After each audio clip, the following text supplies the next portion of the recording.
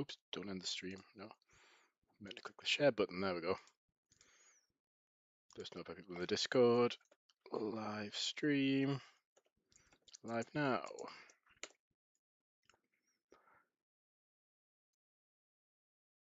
That's an old thumbnail. I should probably update the thumbnail.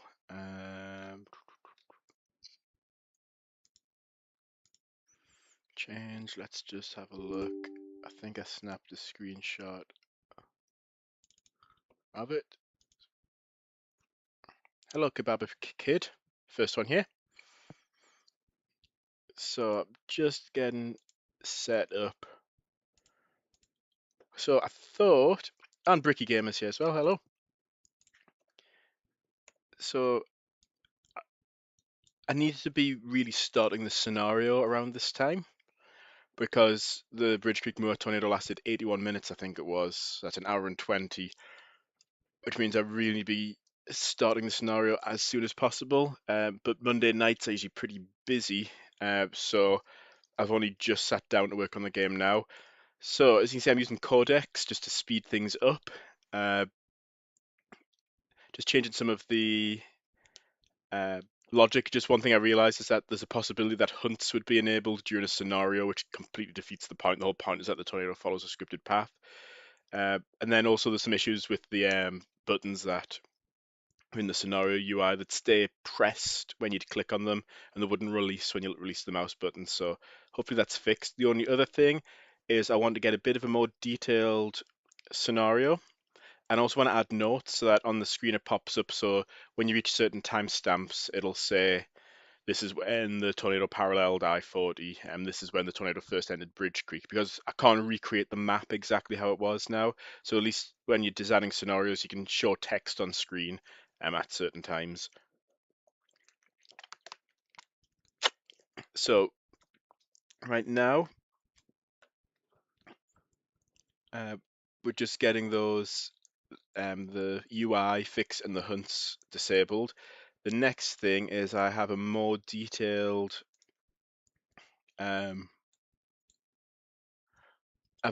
what it is essentially I set ChatGPT into sourcing its own information for the chase, give it my scenario as a template, and then it's added more detail in.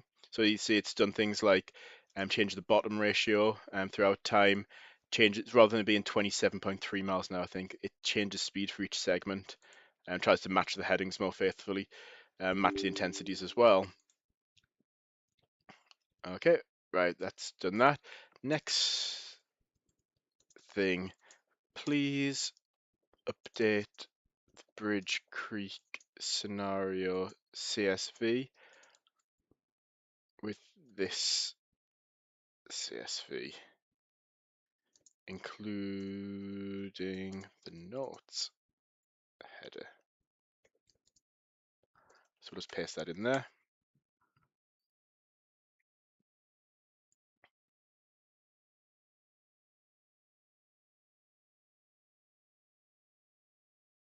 Also, I think I set the time as 5:40 p.m. I think I used a time which doesn't take daylight savings into account because when I was looking at the actual video footage, it touches down, at least on the VHS camera, 6:46 p.m. is it, or 6:43 p.m.? The question, is it possible to somehow edit the map in the 2023 version? Not easily. I'm not really sure how you'd do that without making the game incredibly unstable. You'd probably have to like decompile it and change some source files. Yeah, sorry, I don't really know how to direct you on that one. Sierra Johnson, hello. Let's proceed. So it's going to do that. Right, so we're 2 more prompts away and then we can load into the scenario hopefully soon.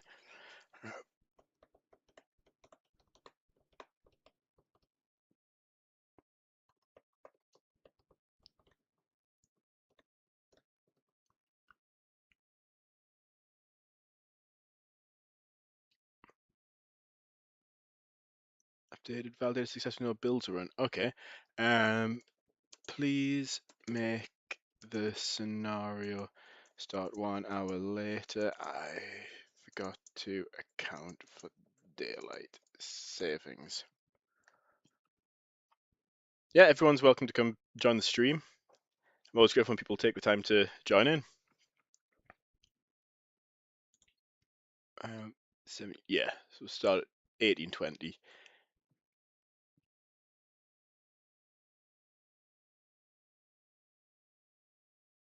Historical single tornado. Yeah, but it's got all the information there. Okay, right.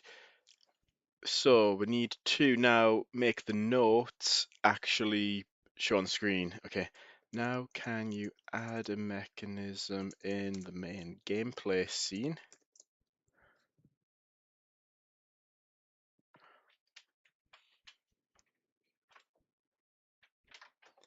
Uh, in the main gameplay scene, let's think how carefully I'd prompt this. Uh, that uses the what's it called? What's the font called that I use? I think it's mode 6. Sorry, I can't see the chat, so I'll catch up once I've finished prompting here. I think what's the name of the font? Because I don't want it to slap on some generic font. I think it's a mode 6.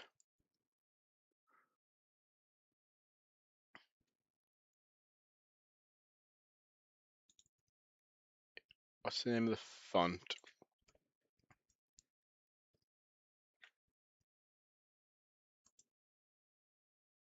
Right, let me just, right, the quickest way, let's just go main content, explainer text, what's it called? Mode 7, okay.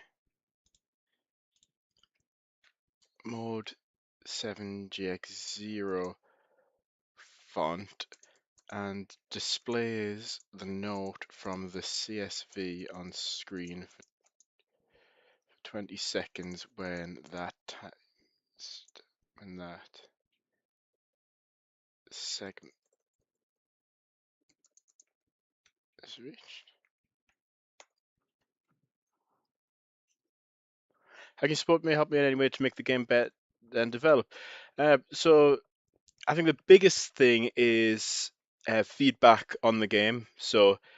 Um, so obviously playing the new rebuilt version of the game, reporting bugs, uh, any ideas I have, always feel free to share suggestions. I may not always be able to incorporate every suggestion people have because I do kind of have to keep creative control over the game and kind of have it moving in a consistent direction. But I do incorporate ideas people have uh, when I can.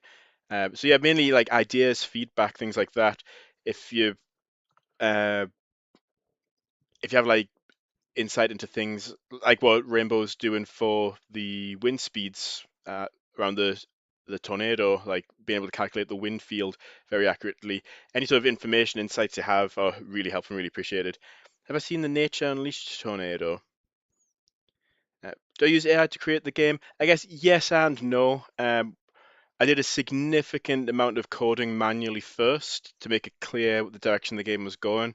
Uh, Now I use AI mainly to uh, finish off or polish features which I've already implemented. So no, I didn't just start this game just using AI because it would have ended up getting very complex and very error prone very quickly.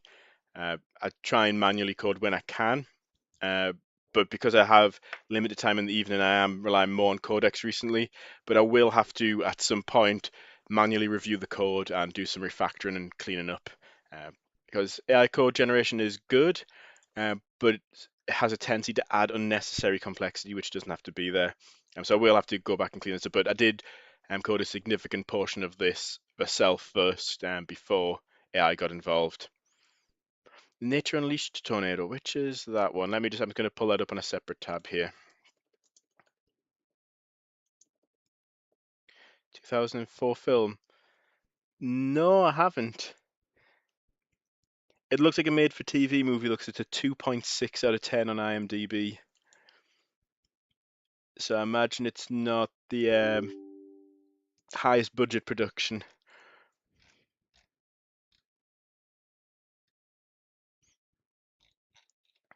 One thing I do like, if you go on YouTube and just type in Tornado Classics, the documentaries from the 90s, I love watching those.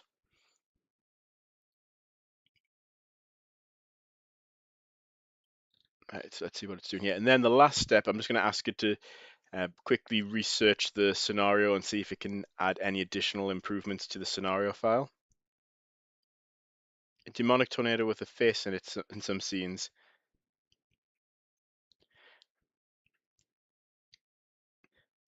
Okay, that's an interesting idea. It is actually technically plausible for me to do that in the game, um, but I'd have to get like a 3D model that I like sample in voxel space and then apply to the tornado. It's technically feasible, but it would be a lot of effort uh, for the effect. Um, the runtime path is implemented each tornado tracks its current CSV and that 20-second compatible with old 6-column custom tracks. Source check updating the fixes.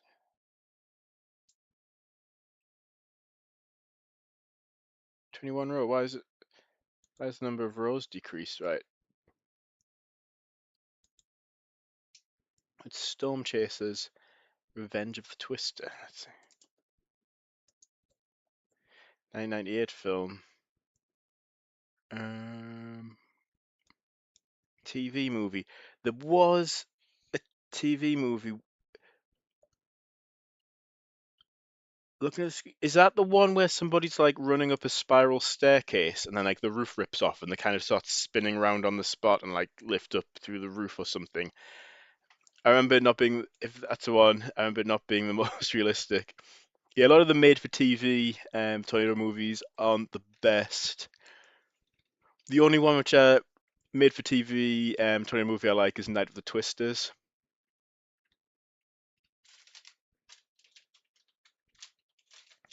I'm just looking at IMDb now. When was this? 2017? Oh yeah, Storm Chasers.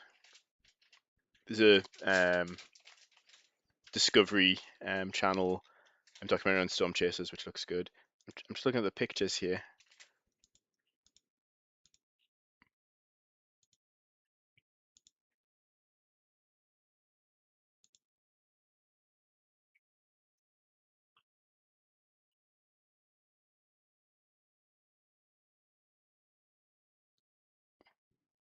These feedback have his mod support, multiplayer, and Dominator 3 and others.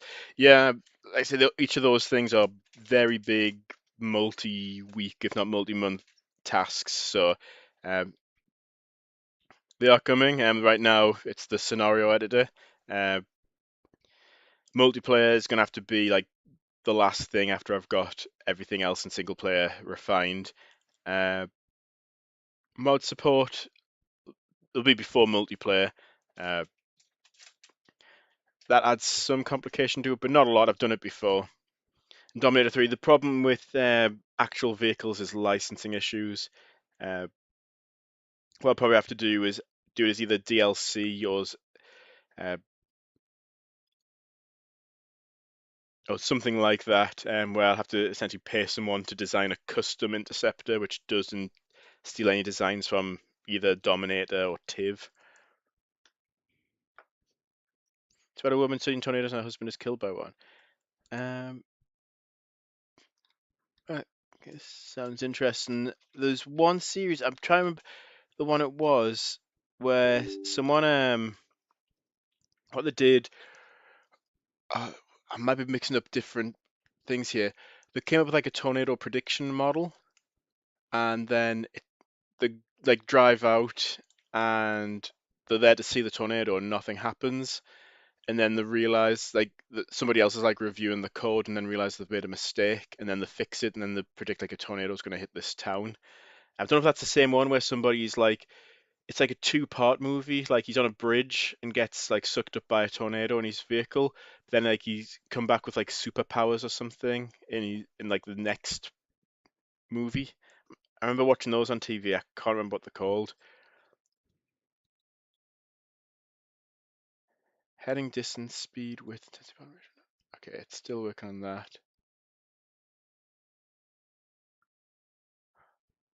It doesn't really need to be adding test cases, you know. This is just wasting tokens. Supposed coordinates, legacy column CSVs, zero distance dissipation rows.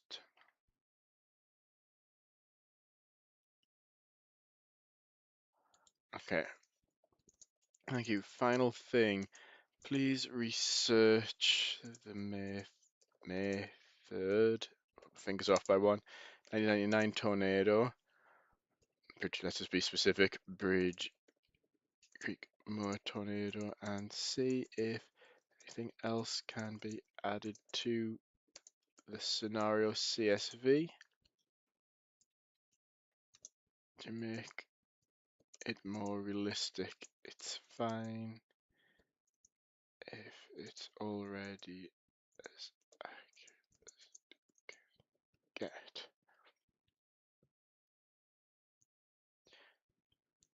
Do I like Lego? I feel like that's been one of the things which I really should have got into, but haven't properly. My daughter's really into Lego, and like I enjoy doing building things with her. I imagine I'd probably really enjoy doing it myself if I got like a proper Lego set.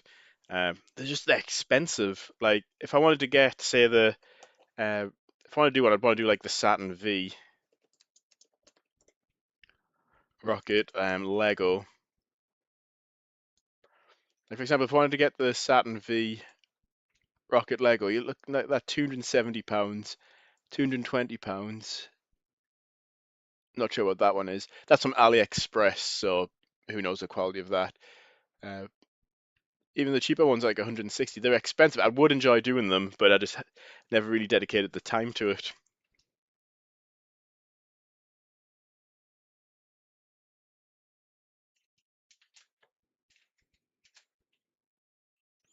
Got a collection of Lego trains. That's it, Lego trains.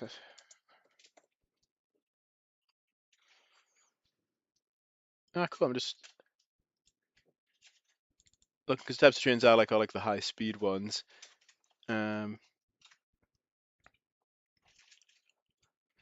yeah, that looks like something which could very easily turn into an obsession and end up taking over the whole house. Because you're not going to leave the track in an oval, are you? You're going to add points and switches and stations. It's going to become more complex. You're going to want to add more models to train. Yeah, that could easily get out of hand if I um, started doing that. Be cool to add real cities or something made up like an outbreak. So the idea is hopefully I can create enough map tiles that people can at least create something that resembles reality.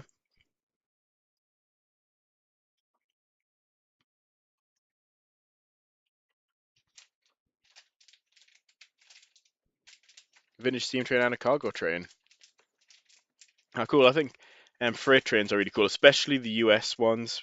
They're much longer, carry a lot more tonnage than the UK ones.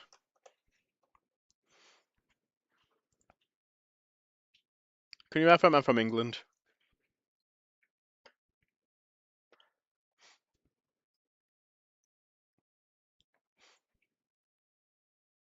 You're from Poland. Oh yeah, so you were talking with someone else from Poland I saw on the chat because I opened up the chat and uh, I obviously I didn't understand it. Then I scrolled up and then I saw you ask somebody else if they speak Polish and then um, it was going back and forth in Polish. Um, yeah, it's uh, I guess with me speaking English, like wherever I go, people tend to speak English. But it must be nice when you bump into somebody who speaks your native language and you can just converse freely. Oh, it's adding a lot more to it. Let's see. So it's 14 lines. Not sure what it's done here. I don't know how much it's actually changed any of the speeds, and I think it's just updating the notes.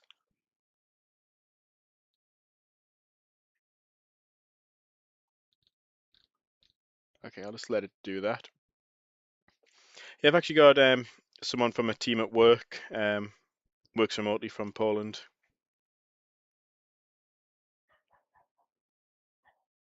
One thing that's tricky, Polish names, no, if you've not heard it pronounced, trying to guess the pronunciation just from the spelling is very difficult.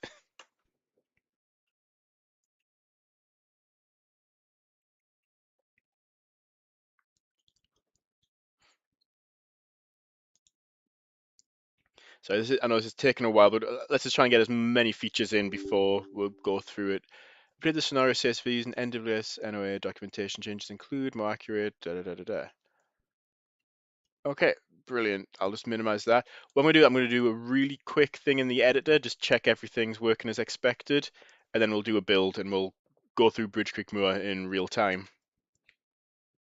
Have I done not for scenarios? I've hard disabled that because the whole point of a scenario is that you script a tornado and it follows a predefined path, and having hunts would uh, effectively undo that.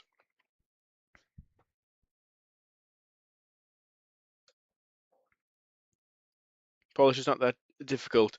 I guess it'd be learning the rules, like the combinations of letters and how they're pronounced. Like I did learn, I studied, well, I say studied, I attended classes in Russian when I was uh, in high school. I didn't learn a whole lot of Russian, but I did learn the Cyrillic alphabet. So like, if something's written, uh, I can sound it out, and if it happens to sound like the English word, I can kind of figure out what things mean. So let's check these. So we'll select the Bridge Creek Moor tornado. I'm going to set the time compression up to 2.5, just to check it quickly.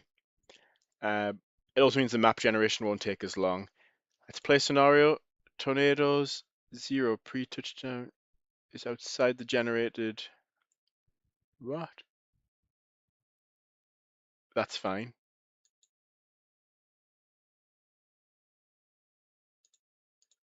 Why is that?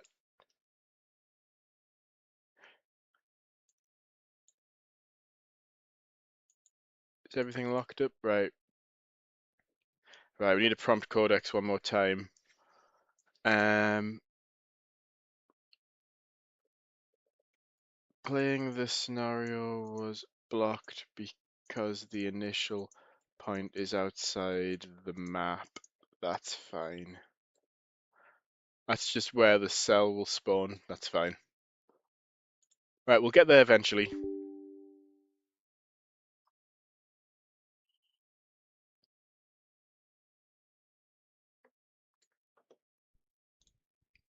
Understood. I'll leave the map boundary path.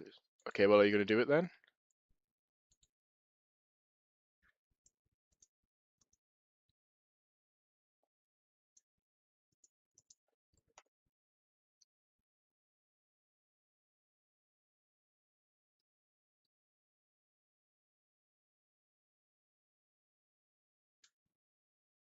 It's not the tornado's initial pre-touchdown position. It was pre-touchdown. Yeah, the tornado's touchdown should be inside the map, but what it does is it looks at the first point. So if you go from like say here to here, uh, so say the tornado touches down here and it's moving to here at say 20 miles an hour. What it'll do is it'll move backwards from that point at 20 miles an hour and it'll start the storm cell spawning here until it gets up to there. Yes, proceed. Don't ask again for these files. Yeah, sorry, I know it's been a bit of a delay. Monday's a difficult night for me to stream on.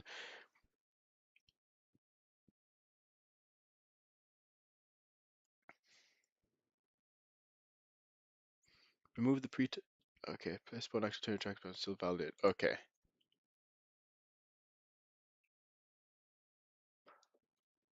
I think I don't know. Just leave it for now. Um, One small changes. I want the scenario selected to stay with the button pressed down, but I think let's just get on with testing it and then playing it.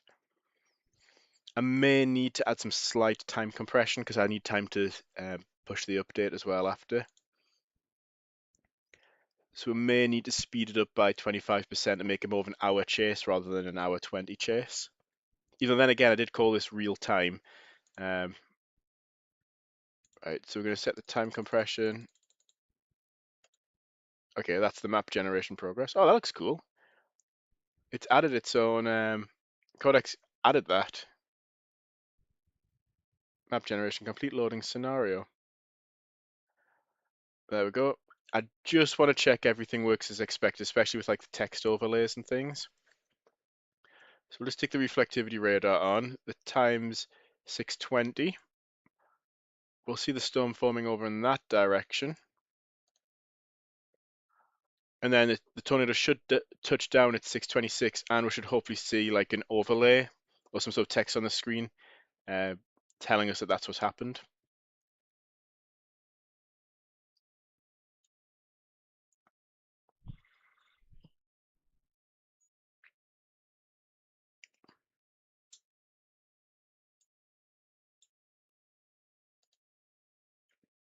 '21. Right, we have 3 more minutes, and it's not minutes; it's sped up by 2.5 times. So really, we're talking about a minute just to check that the scenario is working as intended.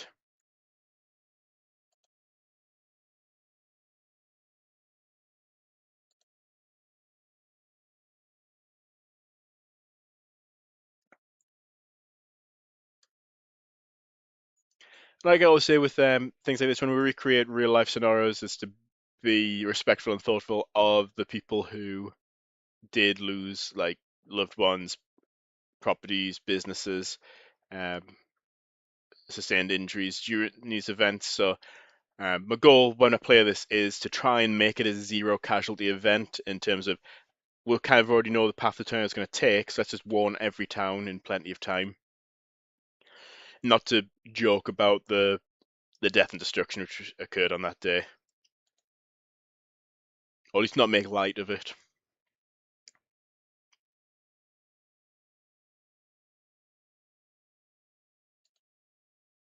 I just want to see what the text overlay looks like. Okay, so I'm just going to stay in this view. Hopefully we get a text overlay in a few seconds, in about 20 seconds or so.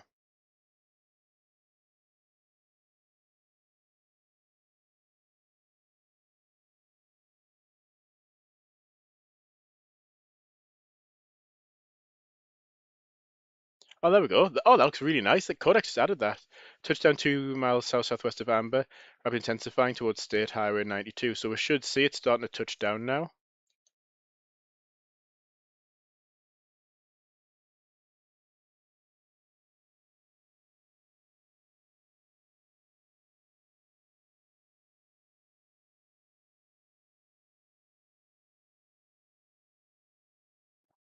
Where is it? I can't actually see it.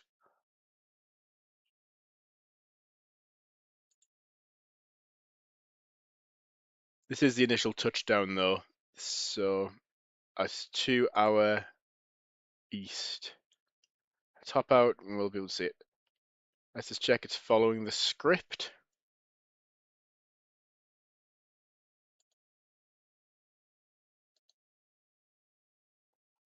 Can't quite see yet, but it will rapidly intensify. Yeah, I think we've seen everything we need. I think, yeah, this will work. So let's do a build. Let's redo the Bridge Creek Moor uh, scenario in real life.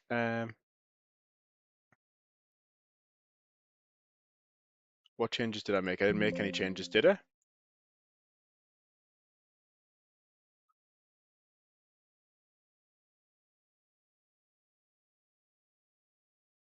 Okay, I didn't make any changes. Right, build and run. Let's do it. So I know that's half an hour into the stream. We're just getting to the scenario, but we'll get there. Try to say what you wrote. Sorry, did you a little bit about the basics, for example? Come on, Polish. Is see because I want to pronounce that Jen Dobry.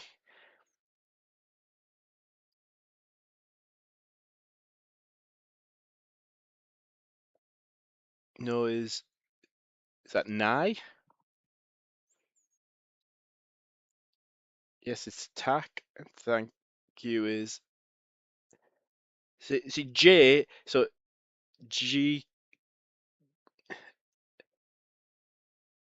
So J is probably one of the most contested letters in different alphabets. So in English, it's J or J.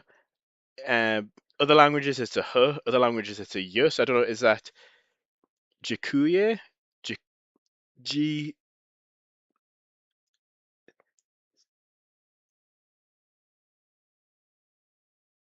Oh, is a J in Polish a J like in English?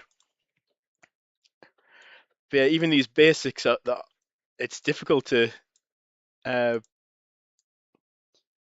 try to figure out how it's pronounced. what the tornadoes are planning on doing is a scenario.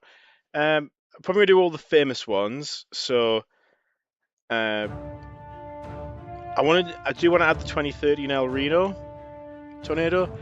The challenge with that is it's wider than the game's set up to render.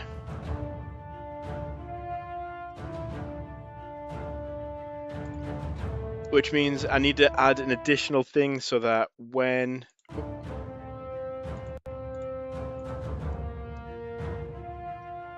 Okay, can I do this for an hour and a half? Yeah, let's just go for it. Right, this may take some time. It's got to generate a 50 kilometer by 50 kilometer map.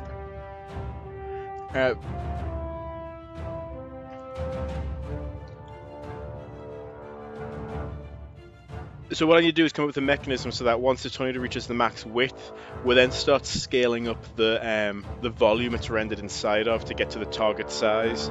It's essentially what I have to do something like El Reno.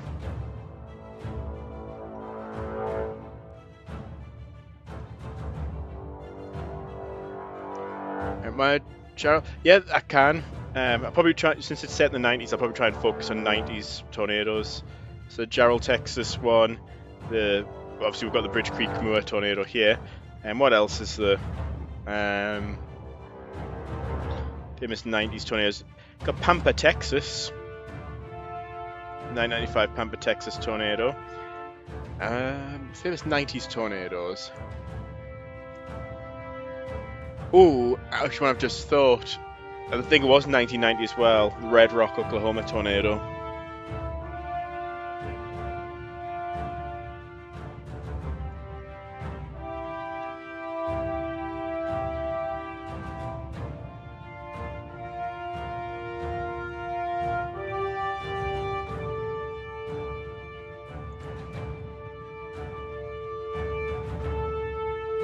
Now you struck 2 nuclear bombers. Oh yeah, oh of course, Andover. How can you forget Andover?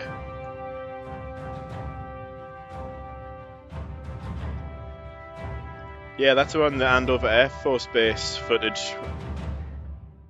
If we're moving through the Air Force Base, and then that's also from that same storm system. You also had that one with the news crew where they essentially try and outrun it and can't and hide under the overpass. That wasn't the Andover tornado, but it was from the same storm system. I think they were driving out to report on the Andover tornado, and while they're in the process of doing that, then an F2 touched down and they essentially got chased by that and had to shelter. Yeah, I'm pretty sure the 90s F5 that almost struck the nuclear bombers, that was as it went through, which Air Force Base was it? Let me just look it up on my phone quickly. Look at Andover, find out the name of the Air Force Base in Andover.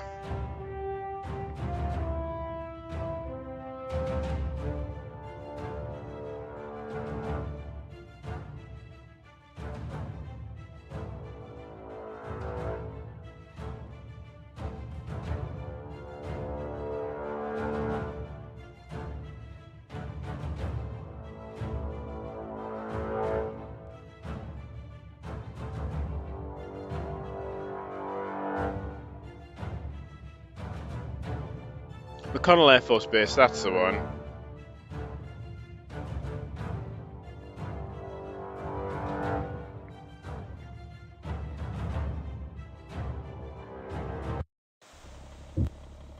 Yeah, it was there.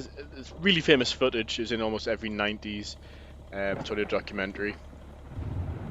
Okay, so it's going to touch down around here. Maybe we should warn that town just to start off with. Get off to a good start, stay ahead of the storm. 6:20 p.m. on the evening of 3rd of May 1999, so our top priority is warn every town that's going to be in the path. Let's try and stay ahead of this thing.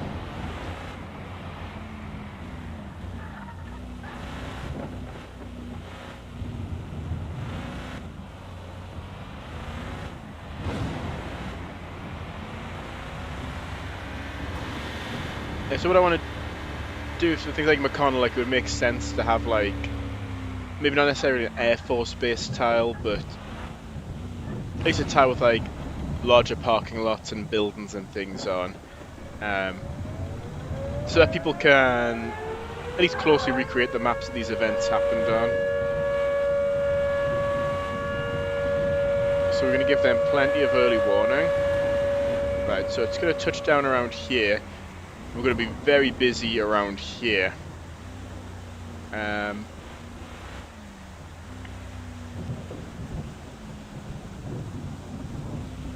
I think we turn left now and just get a bit of a head start.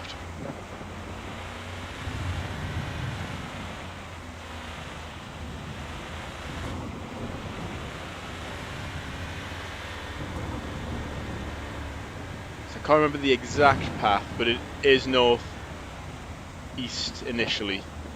It tends towards the north.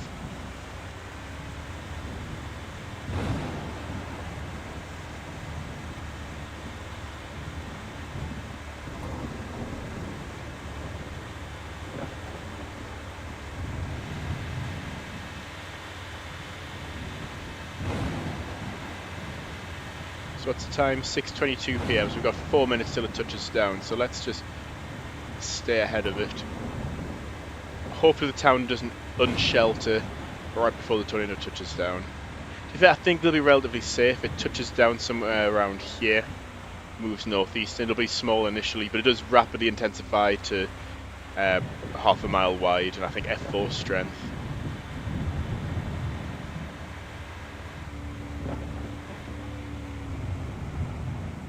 So let's think. The towns these are going to most likely be impacted. I don't think we really have to worry about these towns up here. So let's think of the route we can take.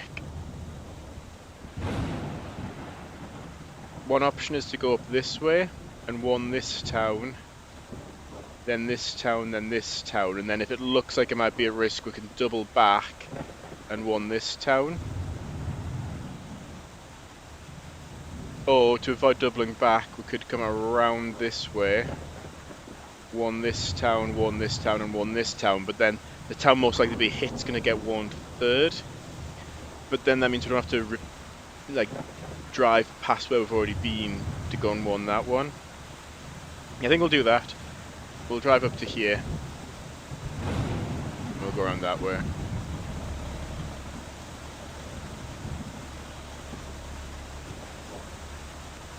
Let's stick the reflectivity radar on. So here's the cell developing. Stick velocity on. Nothing shown on velocity yet. What time is it? 6:23. Entire Real team from 28 was probably talking to some boy from Poland, and they did well. But in Polish for him, the boys. Is it Piotr? Is that like the Polish version of Peter?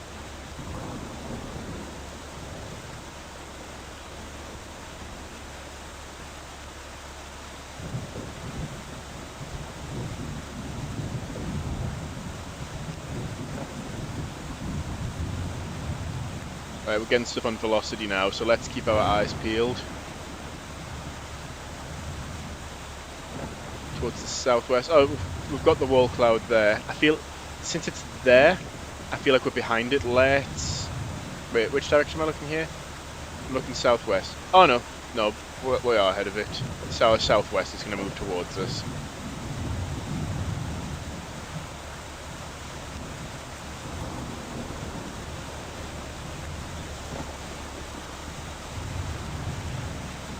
One thing I think is interesting, what's the Polish word for pineapple?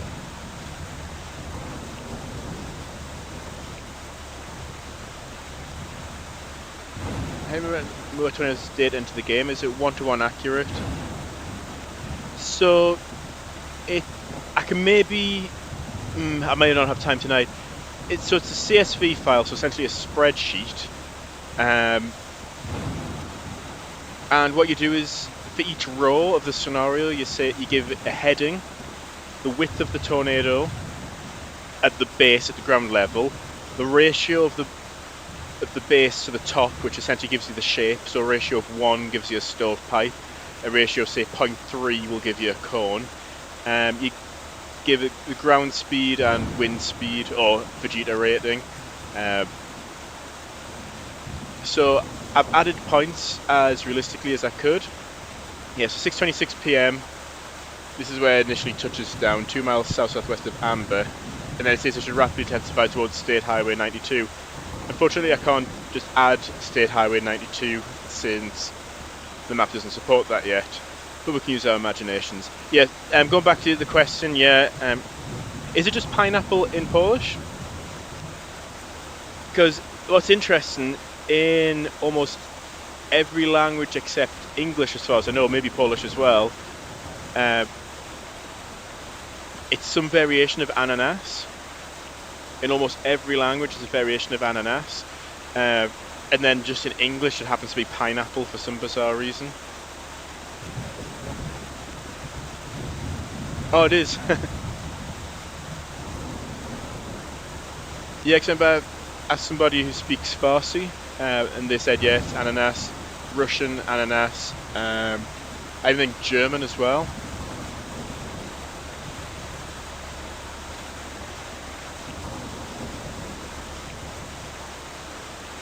It's interesting, there's certain words which are almost universal, and then English just comes along and spoils it.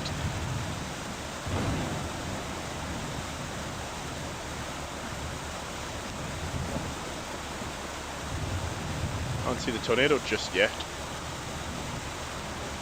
It's just starting to touch down now.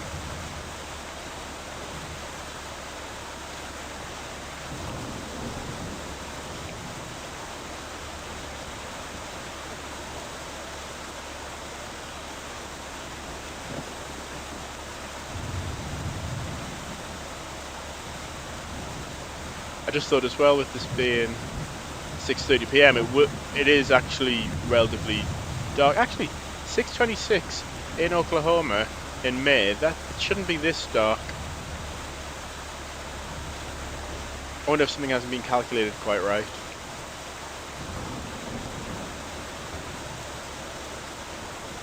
I'm starting to see the dust getting kicked up. Let's stay ahead of it, because we need to start executing our plan now.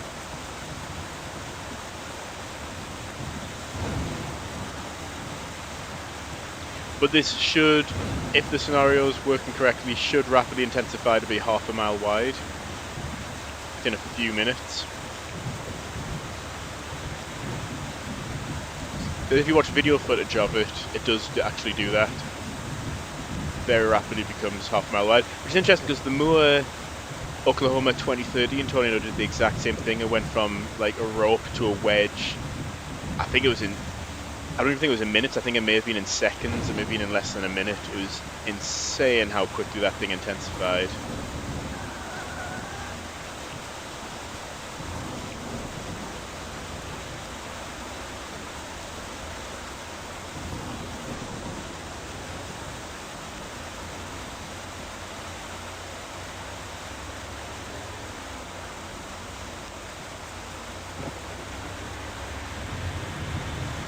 So we've just seen some swirls of dust, so hopefully this does accurately recreate that rapid intensification. Right, then where we're going, yeah, we'll follow this around and we'll go this way. Get those towns warned.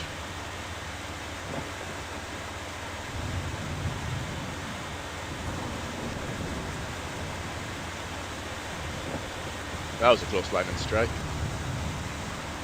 Oh, hopefully, yeah, I forgot the red flashing as well will help us know which order to warn them in. So I don't actually think we need to warn this one up here.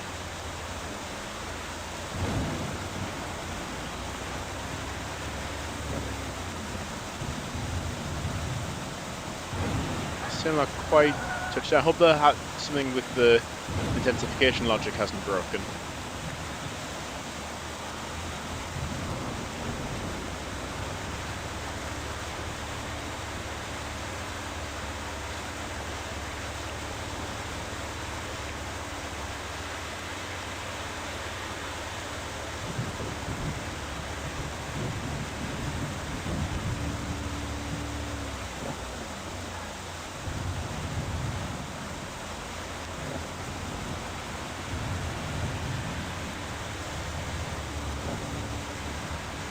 not quite visible just yet. What if that needs fixing in the scenario file? I'll debug after, if I've got to do this, the debugging tomorrow.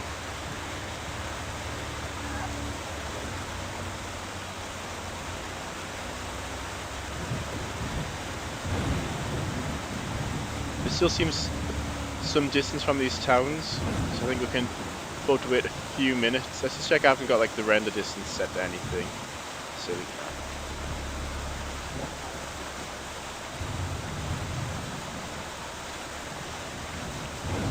You can see the dust swirling there. I don't know how well that's shown up on the stream, but you can see where it's going to touch down.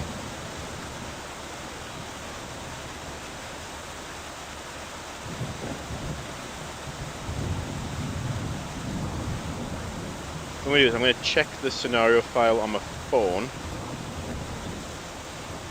Just check when we can expect it to be half a mile wide.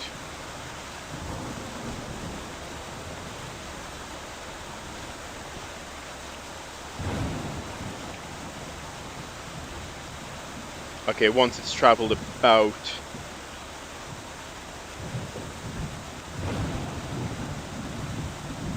I'll go more than that, so like 3/4 of a mile. By the time it's travelled about 14 kilometres.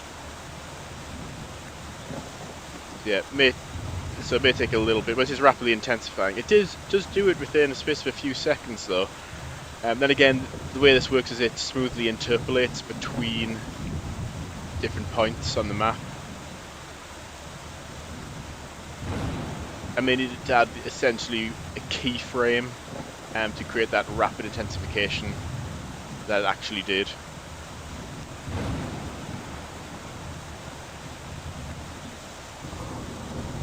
Now, it's got two definitions, tornado and whirlwind, like those are distinct things. Right, I think it's time to start warning now.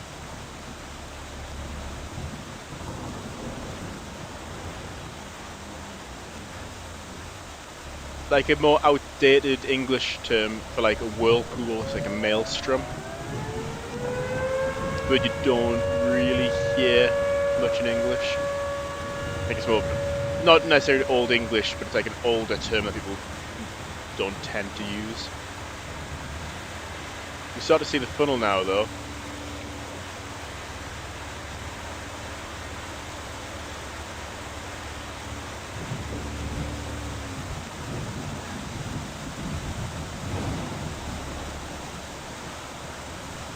That's one that's down to the south.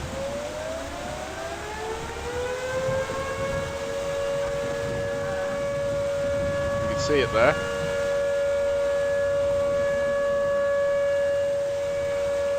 Moore tornado is alive.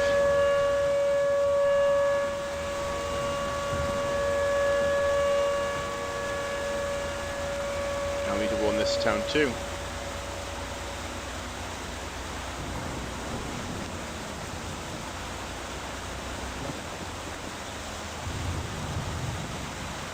Did I miss some text on screen before, by the way? I was checking my phone. I feel like I've missed some text which came up. Falling tornadoes are rare, and within a week or two you had 2 tornadoes. One F2 and F1. So okay, somewhere between F2 and F3, and then one between F0 and F1. Oh yeah, the rapid intensification is no joke, isn't it? Look at that already.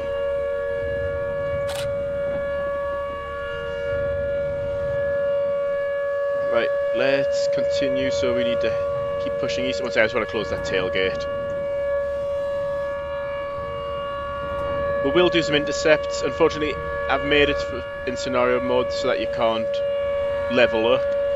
I just think that what we just end up is people just harvesting. People just create a custom scenario where you just get like a 5 mile wide wedge which spawns instantly, and then just drop your probe in front of it over and over again. It would kill the fun of the game.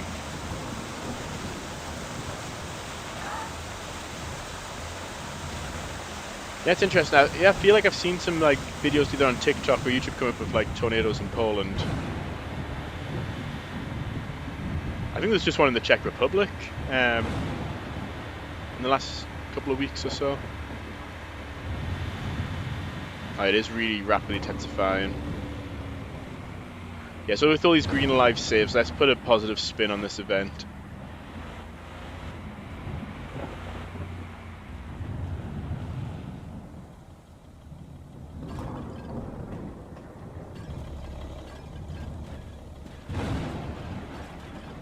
Because of our warnings, these are all empty trailers, and everybody's saved. But what I want to add for the trailer park is a storm shelter, so it makes sense. So if you want a trailer park and it gets hit and there's no fatalities, it's because people have taken shelter.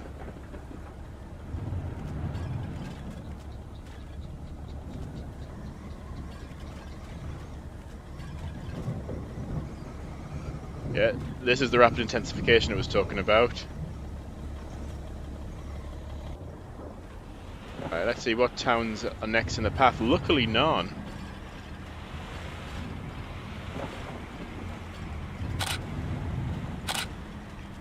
What I'll have to do is probably play the stream back and sync it up with actual Moore, Oklahoma footage to see if I've got the tornado rendering correct. Like if the size and shape are right at that given point in time, and then I can make the scenario file a bit more realistic.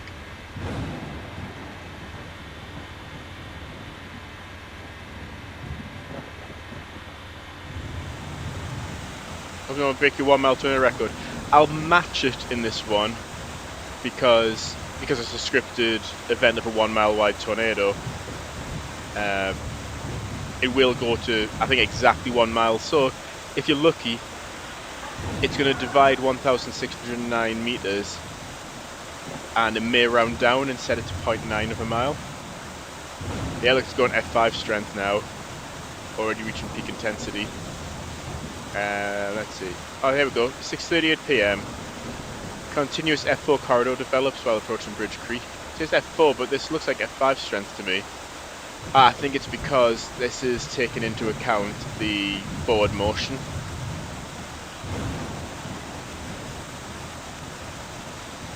So this is the point that would be approaching Bridge Creek.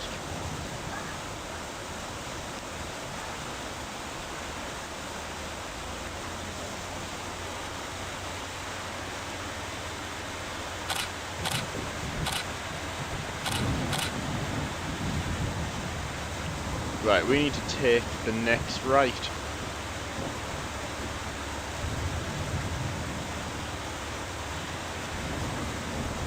And then we need to be looking ahead for towns as well.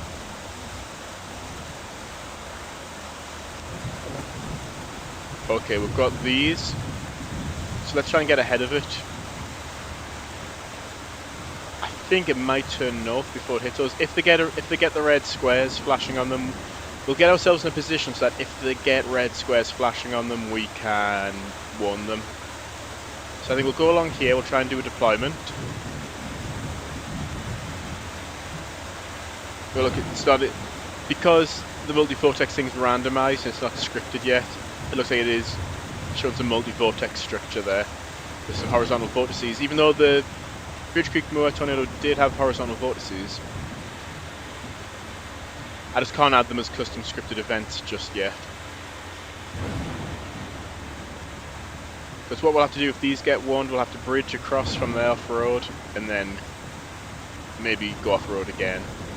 So it's not going to be the easiest thing if we'll have to warn those, but that'll be what we'll have to do.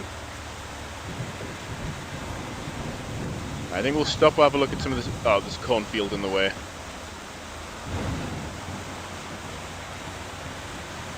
Oh, Sub-Vortex was lit up by power flash there.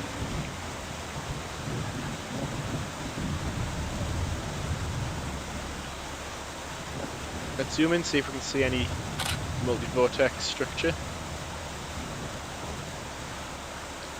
Oh yeah, definitely there's a Sub-Vortex sticking out the side there.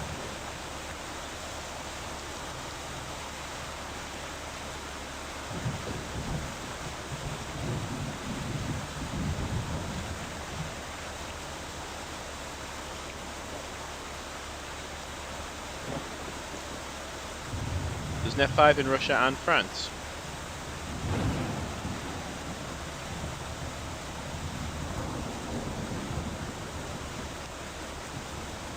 I guess some places even in this side of the world just happen to have the right ingredients come together, even if it is rare. Like, see that horizontal vortex tube there? That's when you have the money in the 2023 version, in-game upgrades are blocked. So the way I implemented it was that you could only choose a certain number of upgrades in each category. So it kind of made you have to decide what type of storm chaser you're going to be, so which sort of upgrades are you going to focus on. The idea being once you maxed it out, you could then reset your career and then try again and try a different upgrade path.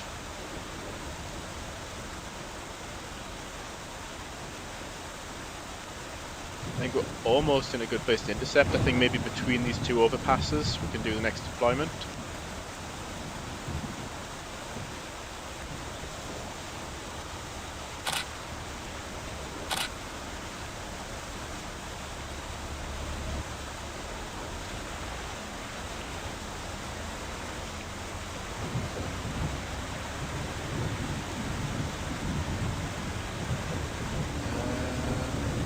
I kind of want to hold a ruler up to the screen. Yeah, I think right after the second overpass actually is where we want to deploy. So if I'm a bit slow with my words, it's been a long day, I'm tired.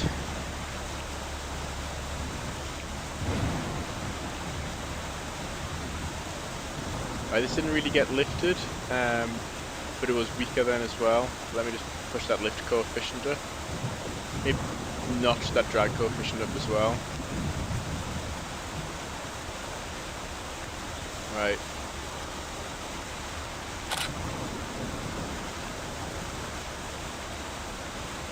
This is only half a mile wide. It's going to go at least twice this. So I guess exactly twice this width later on. Right, are there any towns? It looks like the outer wind field might hit this town. I think we'll try and warn them. It's not going to be the easiest thing to do, but it's definitely the right thing to do.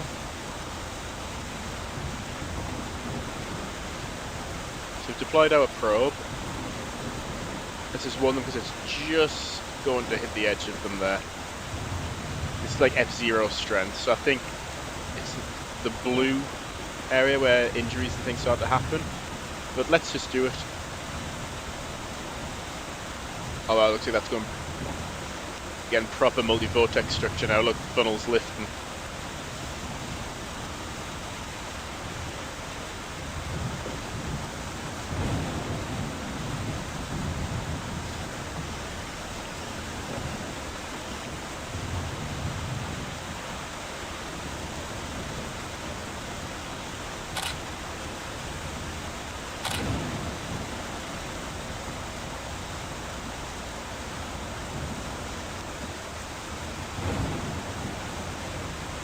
On the road, should we see it from the probe's point of view?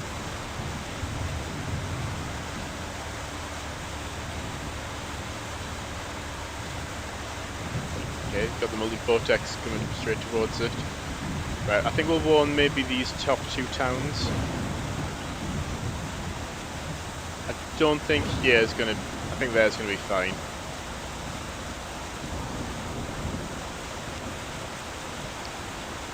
Okay, that's just turn the headlights off. Just causing quite a bit of contrast.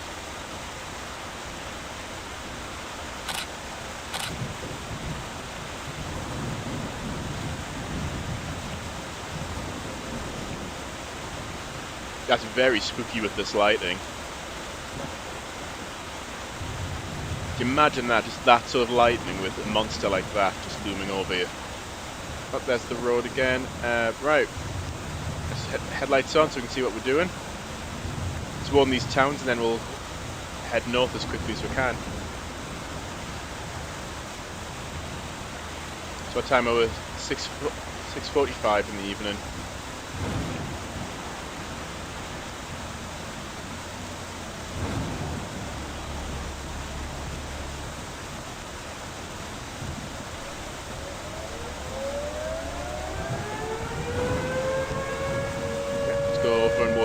down.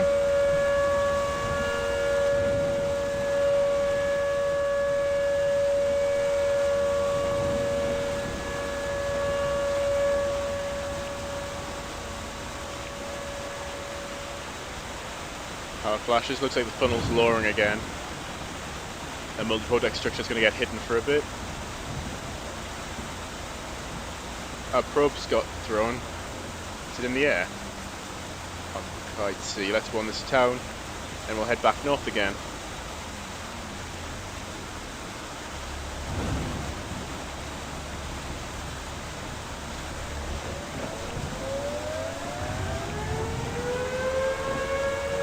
So I think rather than off-road and going here, we'll turn right and we'll follow this road around up to here. That should get us on the path towards it. We've got a nice grid up here. So let's just follow this road around. So we'll get to the end of here, turn right, we'll just follow the road.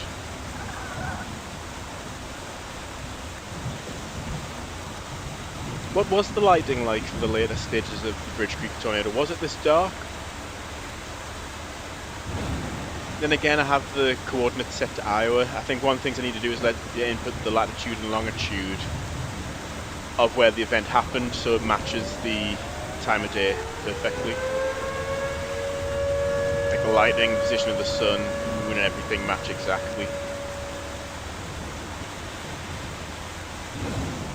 I think we do a quick recall. Right, how fast is it moving now? 21 miles an hour. 0.7 of a mile wide at this point.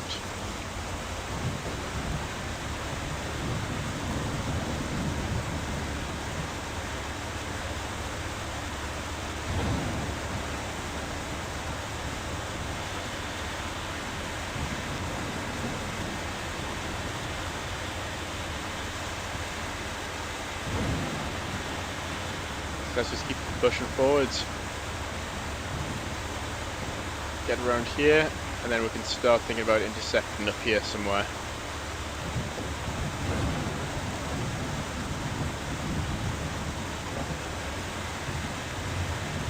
Still see its multi-vortex-like structure.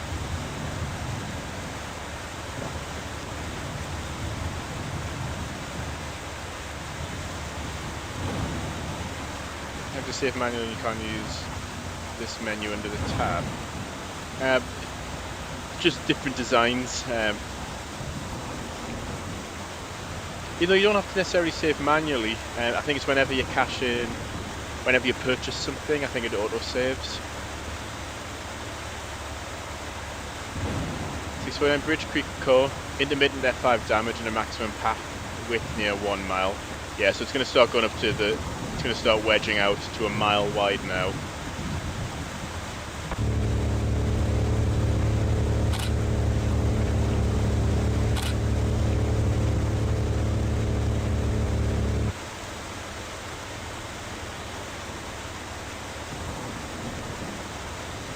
When you start looking at other towns which might get in danger, I think they'll be fine. Here is somewhat of a concern because it does turn north, doesn't it? Let's try and get ourselves on the northern side of it, looking south.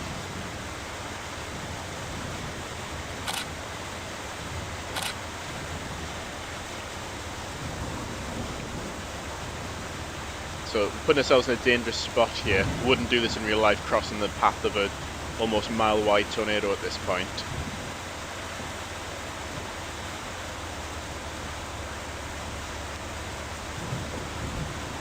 But let's take that risk to potentially save lives, especially if it turns more north towards these towns here. So we need to take this left here.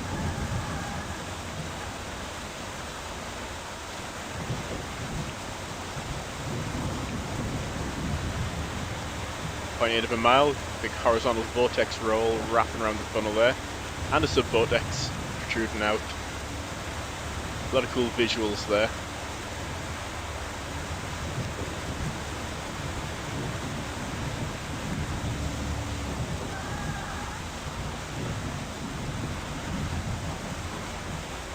I think this is good. We've got ahead of it because I think, look, is it starting to turn more northwards now? Our vegetation's back. Good. Don't know what's causing those issues.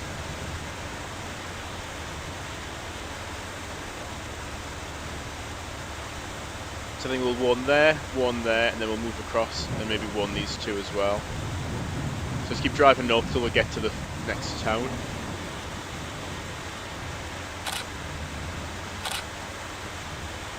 We got a Sub-Vortex wrapping around again.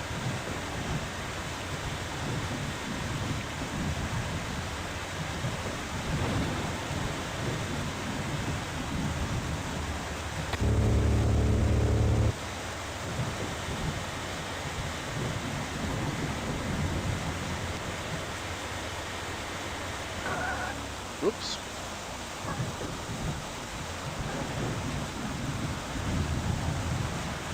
That's why it's useful to look where you're going when you're driving.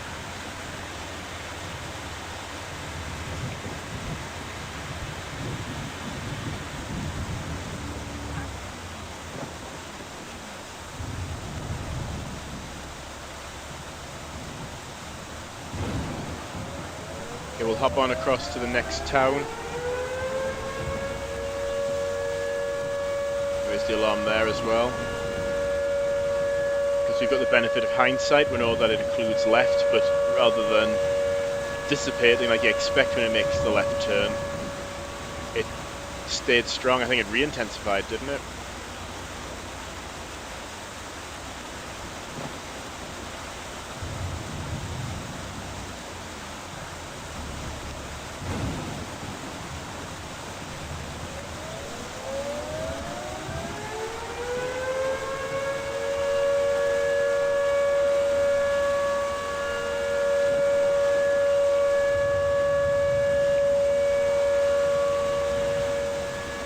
What's my favourite game? Ooh, that's a hard one.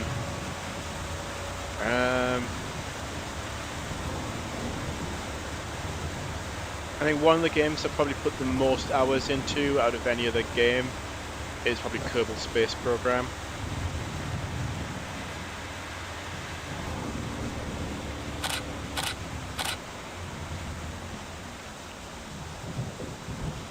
Probably second to that is probably Storm Chasers.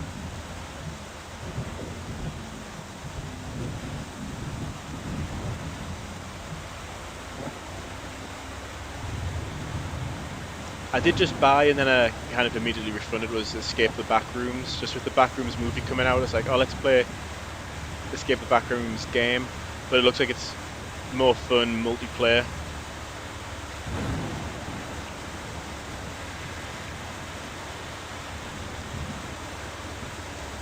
And I just wasn't really in the mood for playing multiplayer, so I refunded it. I also bought the full version of The Floor Above. That game just has some insane jump scares and it's, yeah, very tension-packed game.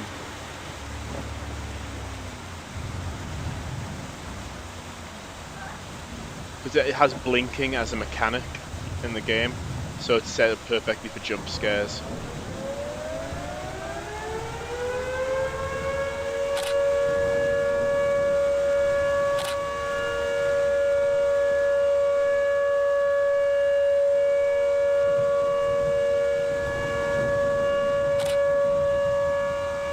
Almost a mile wide.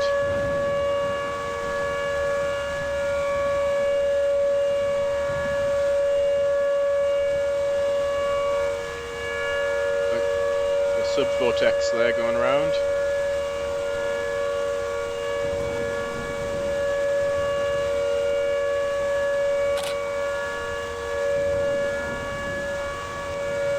So I'm just thinking, at what point does it turn north? We need to position ourselves over here. I think we'll head east and then take this motorway north. Then head around here just in case we need to warn these towns. We don't want to end up behind the tornado. That's one thing I learned from playing this, even though it's fictitious. Once you get behind the tornado, it's incredibly hard to catch up and get ahead of it again.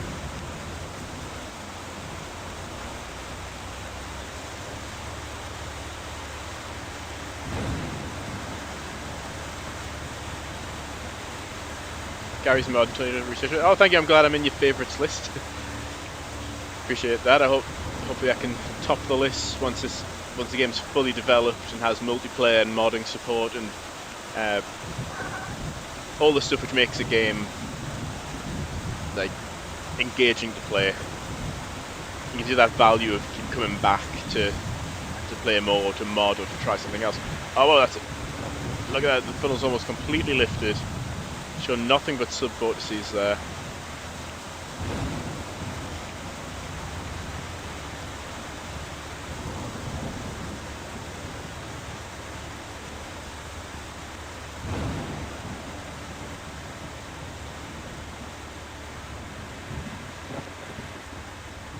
I'm going to try, might stop to try and snap a picture of that, because that's showing some really cool sub-vortex structure. And of course, it all gets hidden again before I get the chance to take the photo. Just close the tailgate.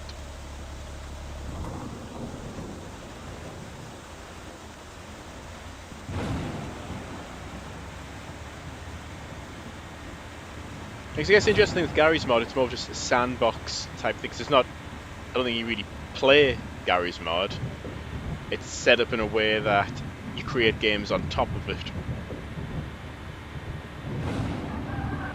So I kind of want this to be like the Garry's Mod of Tornado games, where people can customize things on top of what I present to the player.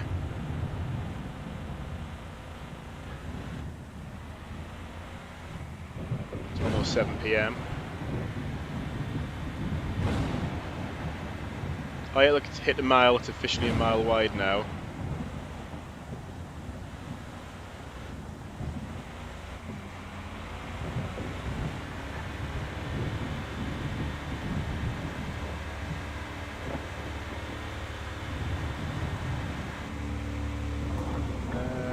Yeah, where do we want to be? We may need to warn that town. Yeah, let's go around this way, so I'll go left and then left.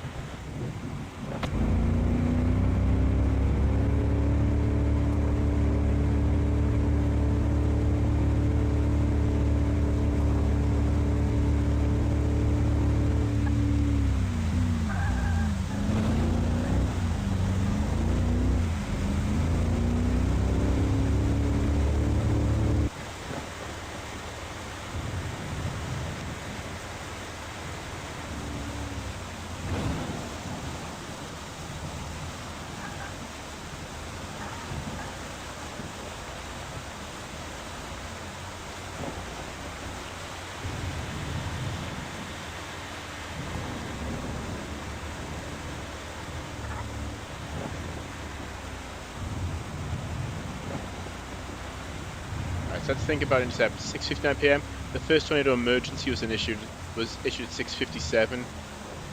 Dow measured about 301 to plus or minus 20 miles an hour near Bridge Creek. So that happened right now. Strongest wind speeds on Earth ever recorded happen right now in this scenario. Plus, the first tornado emergency was issued 2 minutes ago.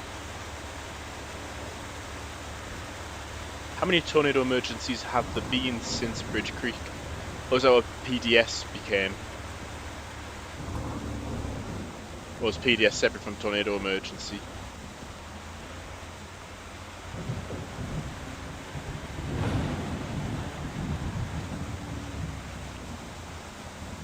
Actually, it's turning more east. I thought it was going to turn more north. I don't have the full path memorized just now.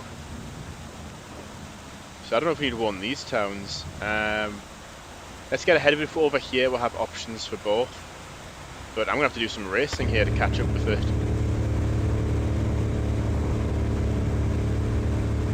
It's still a mile wide at this point.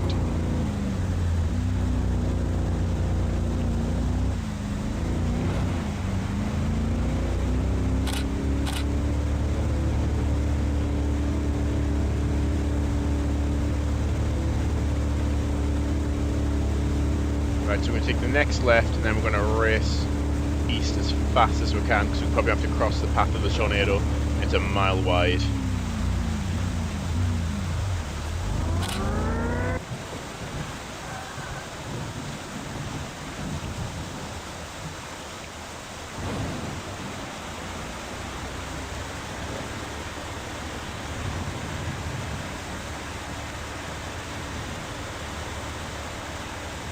I'm worried about these towns.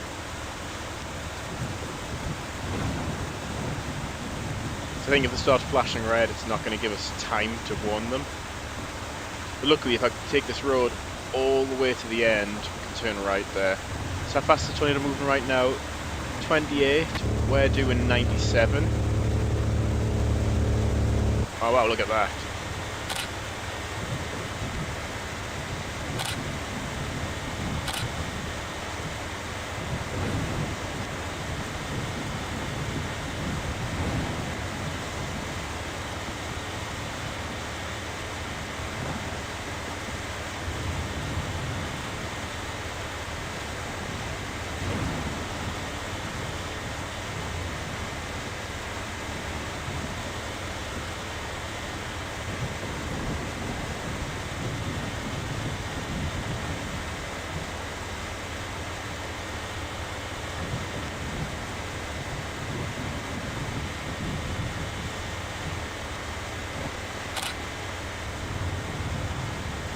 Of course, the vegetation decides to disappear right when the tornado decides to go full multi-vortex.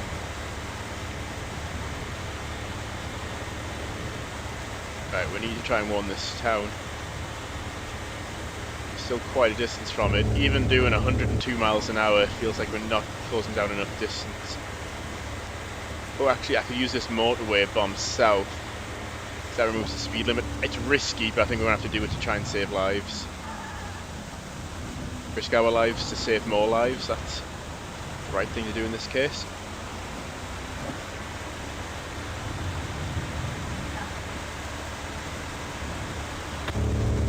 Yeah, so if we're going faster now,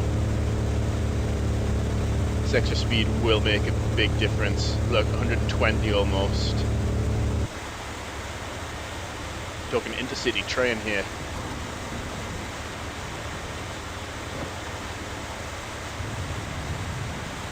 Back down to 0.9 mile wide, so it's starting to shrink. Right, so once we get down here, we want to turn left and then first right. It's difficult, I've got to do the job of driving and the job of rabbit from Twister at the same time.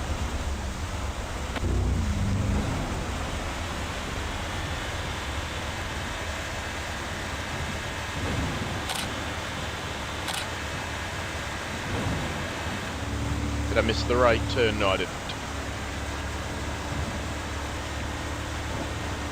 Oh, no, not first right, second right. I think we can just about warn them in time.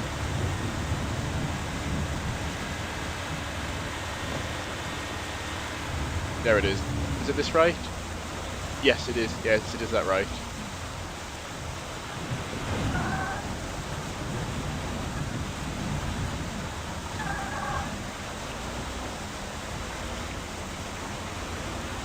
Well, I've got probably a few seconds before we start seeing injuries.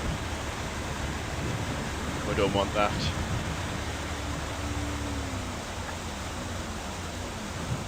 Hop out. And we'll go warn the neighbouring town as well to the east.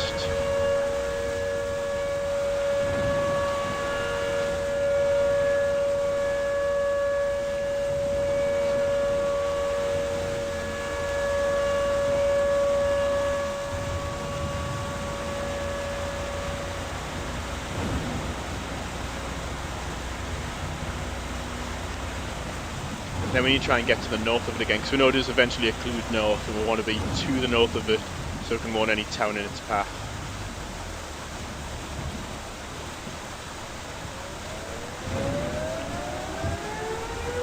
Right, so I think we need to wait a second here and plan. Like, I don't know if anybody's watched the TV series, oh, what's it called again? It's about the police in Ireland. One of the policeman's quotes is, always take a beat. Meaning, like, always take a moment to think, I suppose. So let's do that. I think it's safe for us to race north. I think we'll take this road as far north as we can, but we can't delay. So if you ever hear some airline clearances when they're taxiing on the ground, sometimes they get told to cross runway without delay. It means the timings are really tight. You may have a plane landing on that runway, and and you've got like a few seconds margin, so say like cross runway 27 right without delay. I think let's try and do another deployment.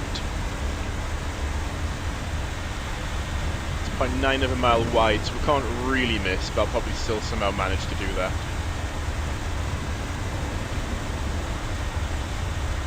There we go. Right, let's get to the north of this thing.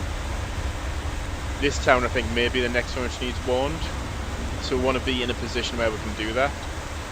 7:07 PM, crosses I-44 Newcastle. That's the name of the town where I live, just obviously not the same Newcastle. Weakens to F2 near the Canadian River. Satellite tornado A10 forms. Oh yeah, that won't be in the scenario, unfortunately. I don't have satellite tornadoes. So yeah, this is where it crosses I-44. And it should start weakening to F2 strength now.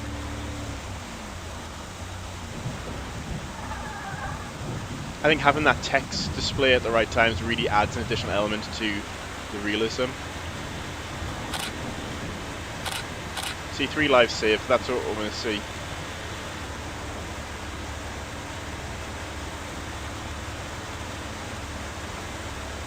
Well, this is going to take us back into the path of it.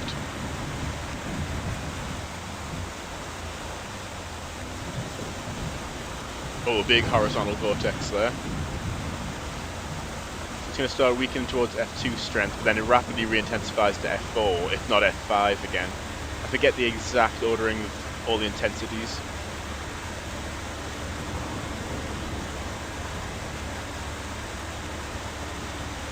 Would it be possible for you to make condensation clouds move more at a diagonal angle instead of directly left to right? So give it a more rising motion.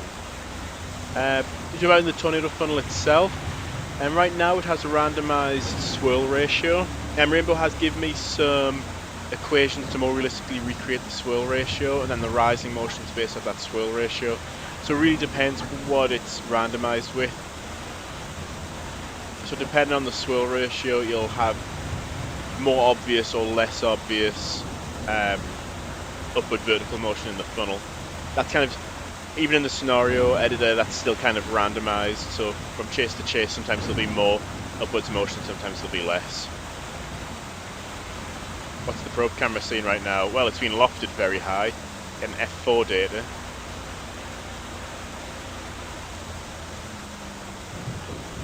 Alright, let's see, any other towns? Luckily there's not a lot of towns for a while, only this one. So even if it turns north, if it gets towards here though, we're going to have to move fast.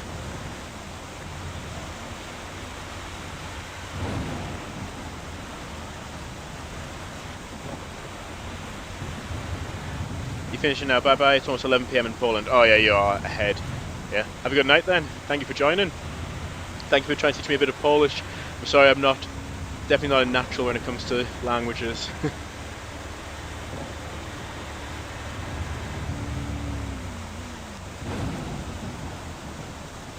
So I don't think we're going to have to warn that town. But I'm going to hold that option as long as I can. I'm going to wait at this intersection. The probe's almost come back to us. We'll probably actually see the probe. Look, it's been thrown behind us. Is that it over there? I think I can see the probe. That's it, that's the probe.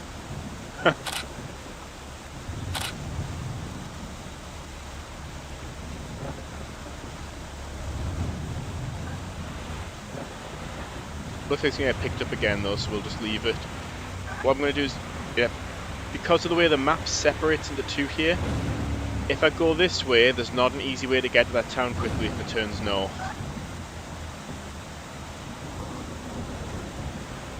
So I want to wait at this intersection as long as possible before making that decision.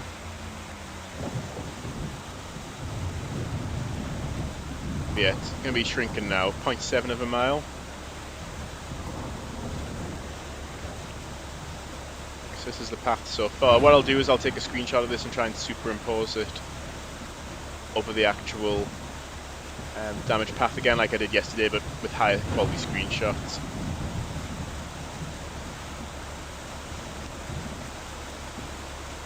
probe camera. Is it going to get picked up again? I don't think it's quite in the path. I think it's just going to be in the outer winds.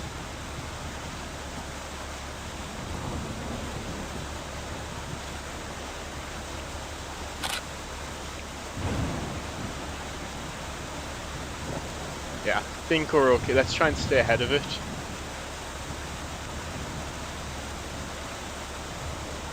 So let's continue east. And then head north to here. And then we're maybe very busy up here. I don't know how close it's going to get to these towns, but this is probably going to be the next town. So I reckon if we go to the T-junction there, turn left, and then wait at this crossroads here, and we can decide whether we need to, or I guess when we need to head that way. So the tornado is weakening.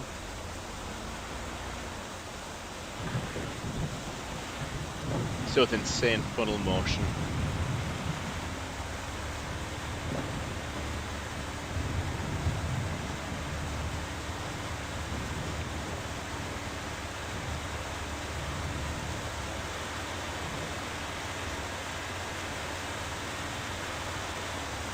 I want the vegetation to come back.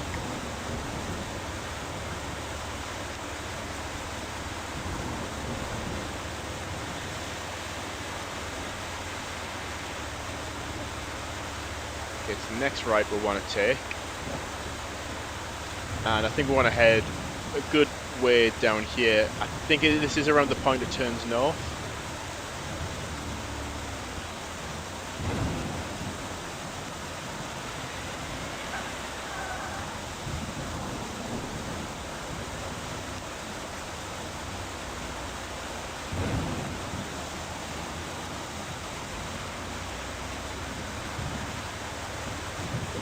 Let's get our probe back.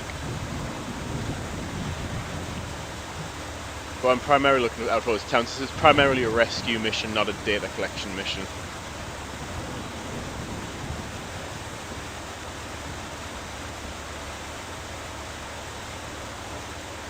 One thing I could do as well is for actual tornado footage, I could be like, at this time, Val and Amy Casto collected this footage. Obviously I can't share the footage in the game, but I could still say at this time this footage, because most people will know which footage it's referring to.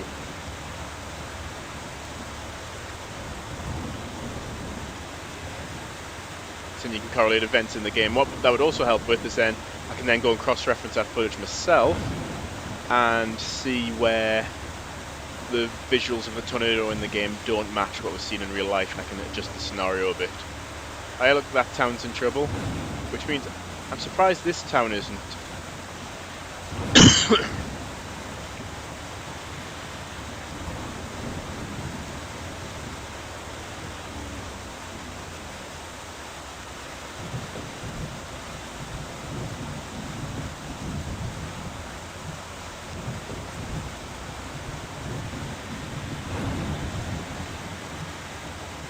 The reason I want to do this as well is because I know the community's great at creating and modifying and researching things, so I think eventually through community's combined efforts we can get like the most realistic real life scenarios put into the game. Right, we're going to warn this town first. How are we doing it? I think we're doing pretty decent in terms of warning time, lead time. 715 re-intensifies through Country Place, East Lake and Emerald Springs, intermittent F5 damage. Okay, so it's going to re-intensify now, because well, it's dropped to half a mile wide.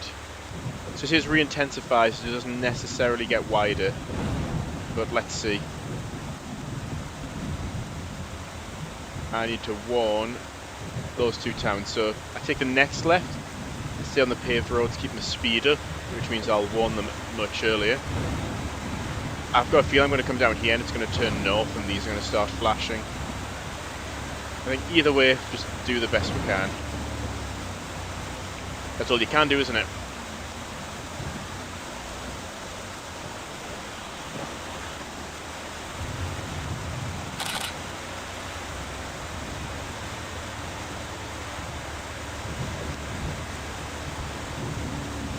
Okay, we've got a little motorway section here. Just want to try and get an idea of which direction. It has turned slightly more north.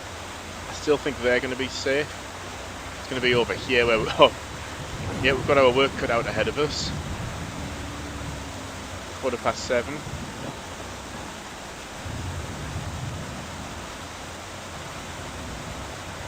So after this, left and then right.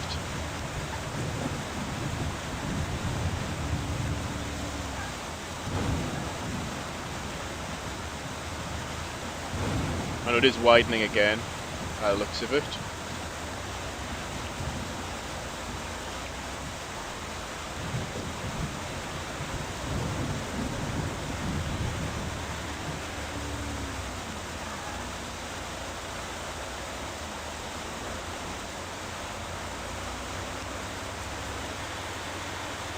I think if I add like a Dow truck or some sort of mobile Doppler truck to the game, this would be a good scenario to introduce it to.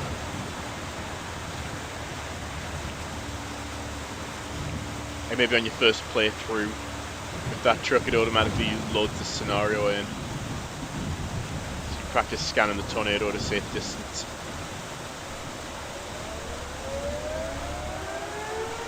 Right, now we head north. That's the next town over. Oh wow, we've got a lot of work to do here. So we should try and stay on paved roads and motorways as much as possible. Yeah, this is the next one. Actually, I think this one's kind of in danger as well. Right, we're going to have to double back a little way. But we can do it all on paved roads, so we shouldn't lose too much time.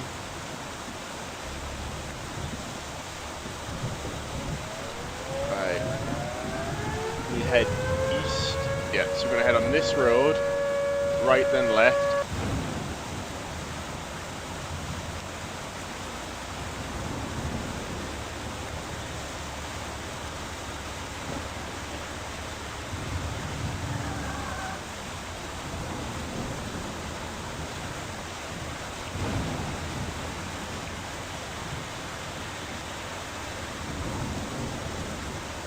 Right, that town's blinking now. Oh, and that one is. Luckily there's a nice clean road network between them, so we can warn both of them. Only issue is staying ahead of the thing. How fast is it moving now? 35, that does make things more difficult. It doesn't sound like a lot, 20 miles an hour versus 35. But it does, practically speaking, when you're actually experiencing it in the game. Trying to stay ahead of it. 4 life saves, that's what I want to see.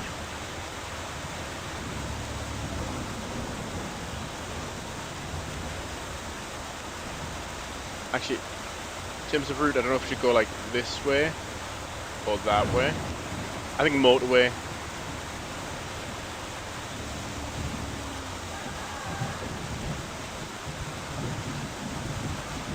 Good, all green. Life save, no injuries, no fatalities. That's the goal of this scenario.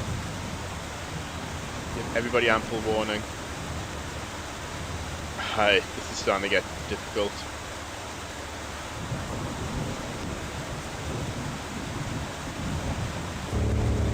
Getting 120 miles an hour. It is widening again.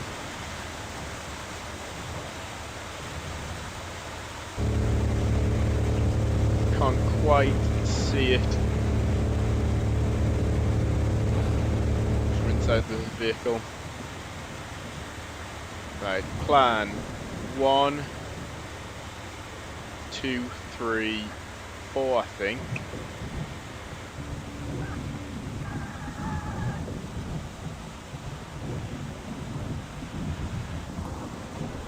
Oh yeah, look, it's back up to F5 strength. Roughly 3/4 of a mile wide, and it's got a nice big horizontal vortex coming off there, giving you plenty of visual warning that this thing should be avoided. You should shelter.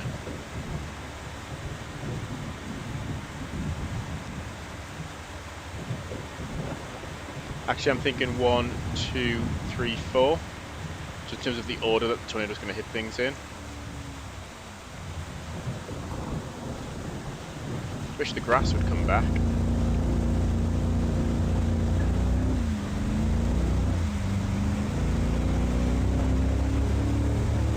know the town's about to get impacted by the F1 winds. Come on.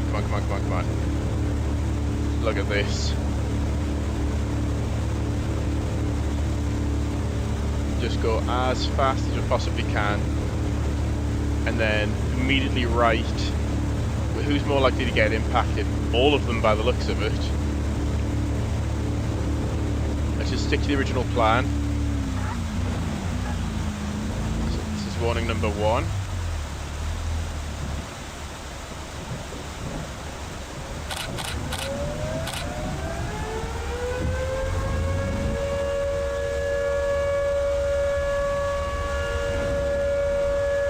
Oh no, we've got our first injury. Another injury, right? Not good. We're in an almost impossible situation here. We don't have a clean road network between these. I feel like I feel like I'm forced to decide here. I'm gonna have to drive towards it. Not ideal.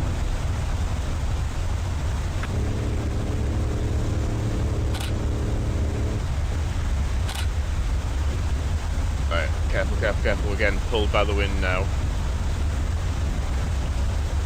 Oh, look at this. Absolute nightmare fuel. Imagine being in this situation in real life. Like, how are you going to warn that many people in such a short amount of time?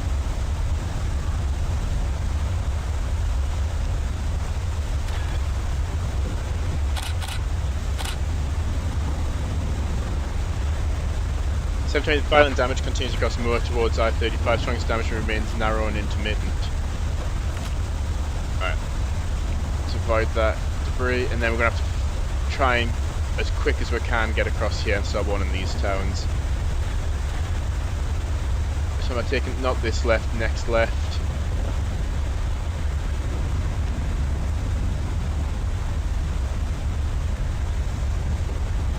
This is a horrendous situation. It's just a thing that this happened in real life as well. Like, obviously not exactly like this, but people were vulnerable in the path of extremely violent, the most violent tornado I think we've ever recorded.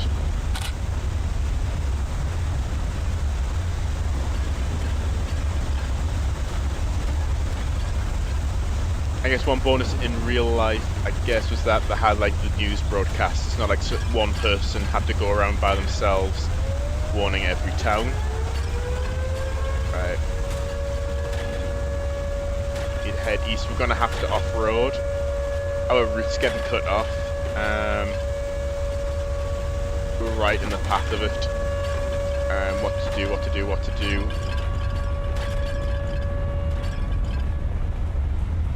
Our only real option is to off-road and hope for the best. It's moving at 36 miles an hour. We are moving at 35. We're going to have fatalities and injuries now. Yeah, this is the worst point in the chase so far.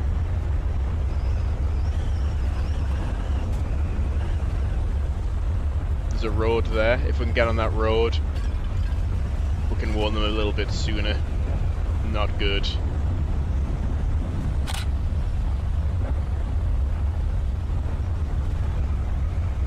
I need to get on the paved road so I can get there quicker. 160 mile an hour winds. This truck, the engine's still pulling as hard as it can. There goes the tractor. Oh, here go the power lines. Right, let's at least try and warn the town. Assuming it's still there by the time we get there. Like, that's what we're seeing.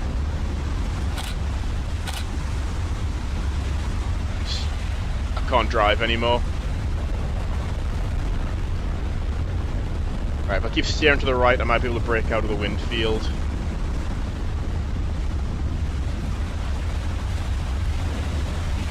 I think we lost too much time going down here to warn the town.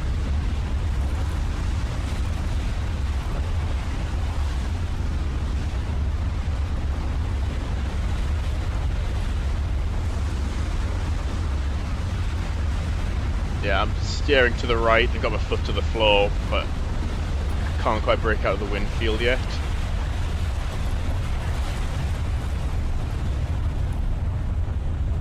Okay, east we can parallel it. Or am I driving into it again?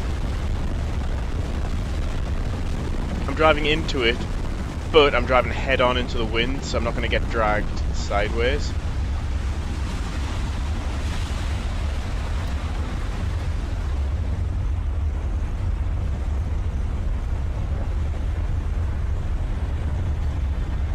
Alright, who can...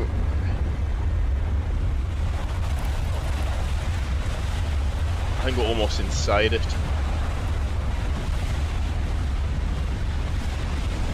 Oh, we're getting lifted now.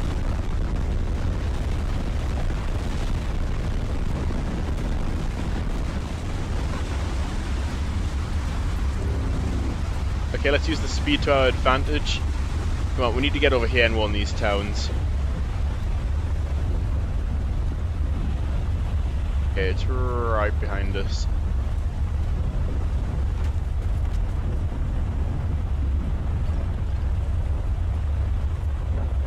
Right, I want to turn right and try and win this town if we can.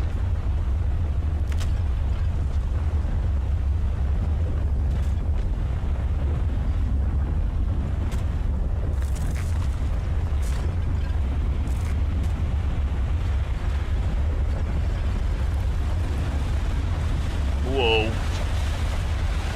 Some metal steps from those propane tanks. Right. I don't think we can actually stop to run this town.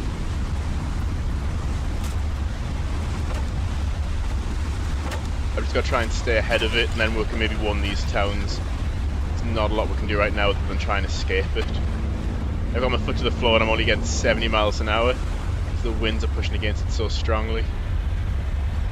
Looks like it's gone multi-vortex as well. It's a bit hard to see when the headlights are. Yeah, this is definitely the most intense section of the tornado, of the scenario.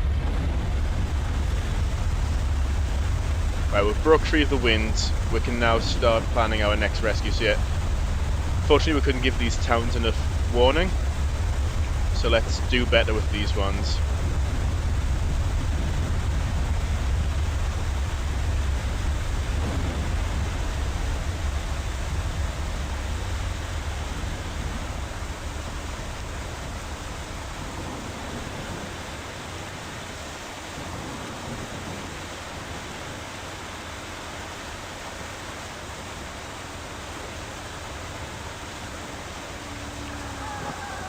At least in this case, I feel like we can. It's going to be close, but I think we can give them adequate warning.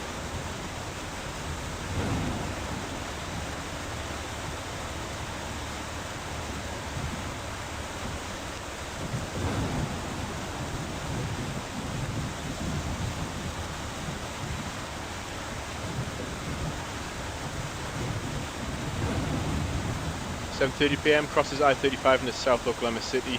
Satellite tornado A11 briefly forms nearby. So these bits of information will be useful when I can start scripting satellite tornadoes, but that's not a feature in the game just now.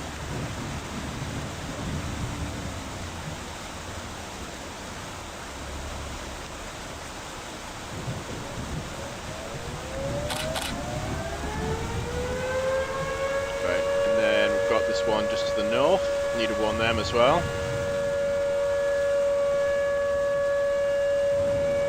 Yeah, so what the game does simulate behind the scenes, it'll randomize the number of people in that area, and each person will take a certain random amount of time to get the shelter. So the time for everyone to get the shelter is random. Depends on how many people are simulated in that area and how quickly the shelter. So some places will shelter really quickly, everyone will get shelter within maybe a minute, and other ones it might take longer.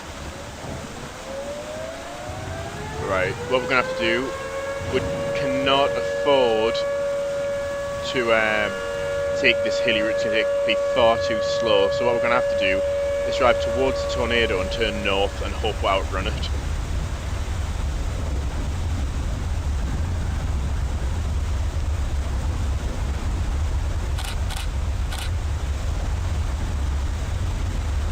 There, I think that was a wise choice. Well, lesser of two evils, I guess. One's a slow route, which means the town doesn't get warned. This is a faster route, which means the town will get warned, assuming we don't get overrun by the tornado before we get there. Just have to watch these bits of this will break off.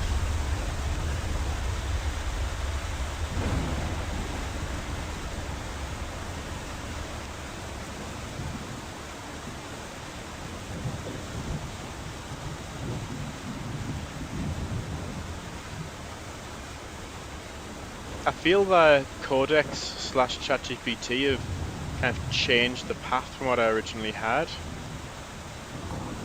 I'm not sure how accurate this path is. We'll compare it in Photoshop after. I think the scenario's only that. How long have I been streaming for? Now 45. That is flown by. Feels like I've been streaming about 20 minutes.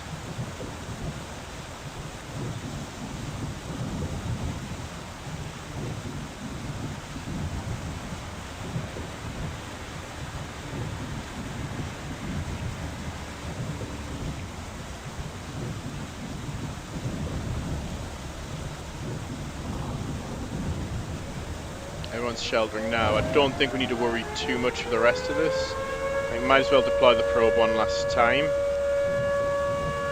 Let's code some pressure data, record some pressure drops. I think we're nearing the end of the scenario now, so it'll be getting ready to rope out soon.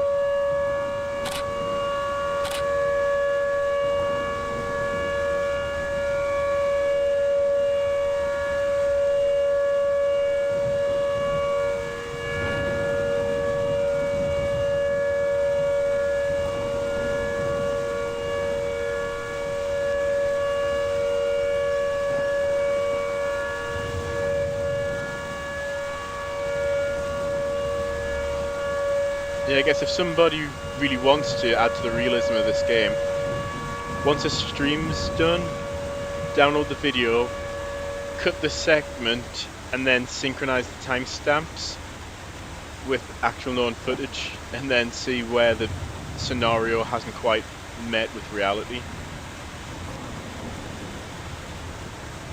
Eventually I would like to have an in-game editor, but for right now I'm just going to stick with CSV so I can move on to the next feature.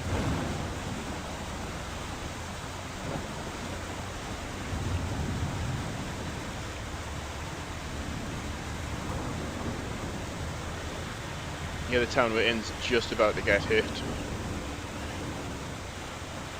Oh, it's going multi-vortex on us. Clearly multi-vortex this time.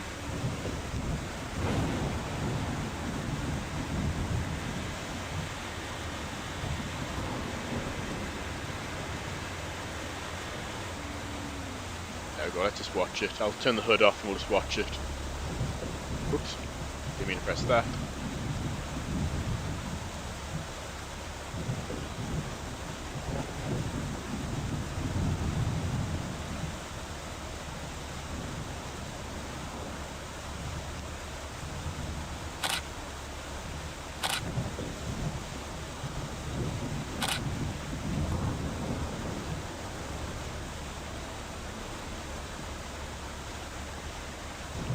.735 F3 to F4 damage through Del Air and Del City towards Tinker Air Force Base.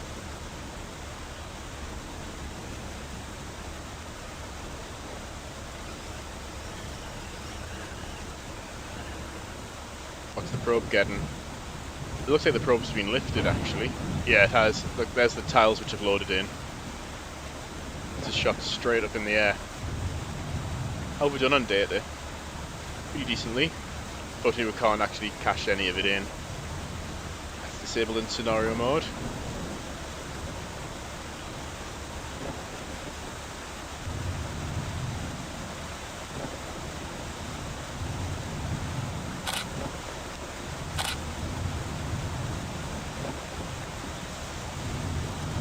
Well, that's the path of the tornado. This is how we've chased it so far.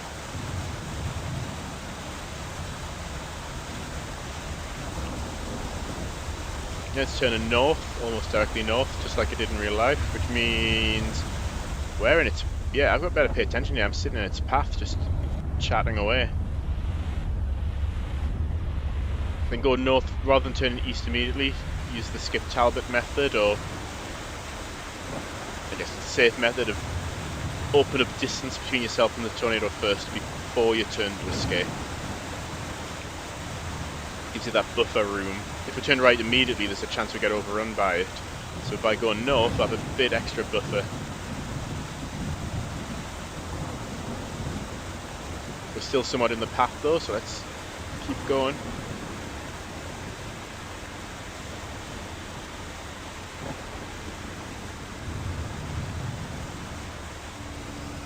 And I think we'll take this north and we can parallel it. Even though it's saying it should be F3, F4, and it's still showing F5 on the map, so something isn't quite right with the scenario just yet. Either the replaying of it or how the scenario is encoded. Either way, I'll still release this update tonight. I think it's ready to release. Just may need some patching to the actual scenario file itself. And then in the next update, maybe in the next couple of days, I'll add Steamworks integration so that I can have an official scenario file, so when I update it, it'll update via Steamworks on everybody's machine.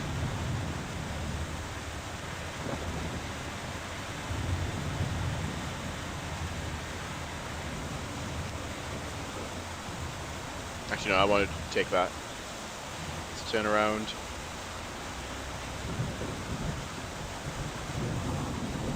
I'll take that north, so we can kind of run somewhat parallel while still staying ahead of it.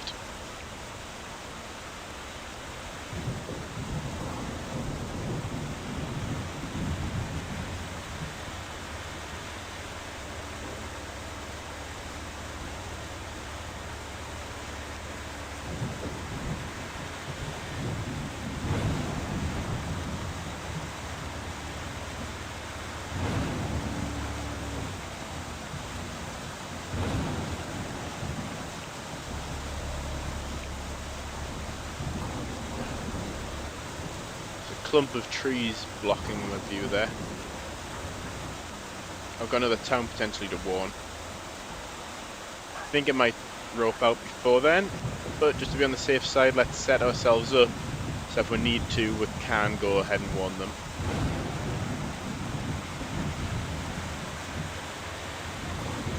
Where's the probe now? Just quickly call. Let's get it on the back of the truck.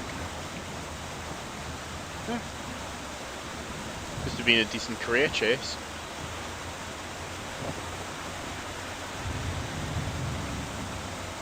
Yeah, it's shrinking now, 0.4 of a mile wide.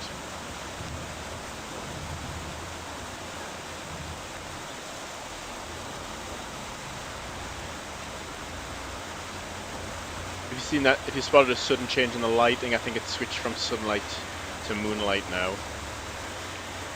7:40 PM in the evening. I don't know why I said PM in the evening.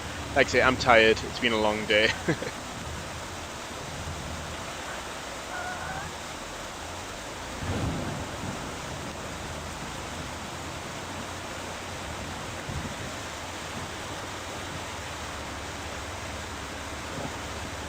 High F4 damage in Midwest City near the I-40 business district in Goodyberg Auto Group. Never heard of them. Abbreviated HAG, I guess.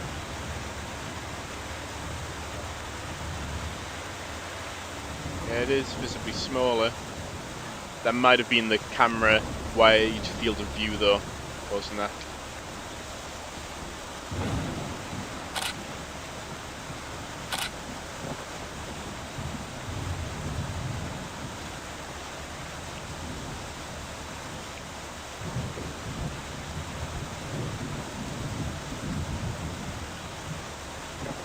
Turning straight north now. It's probably going to cross the road behind us, that intersection we're just at,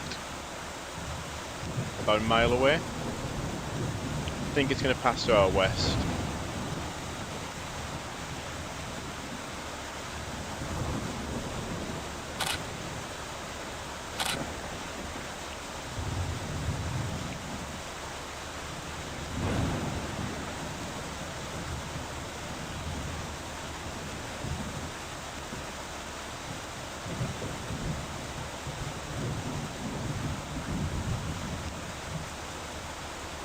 Shame about the vegetation. Don't know what's causing that.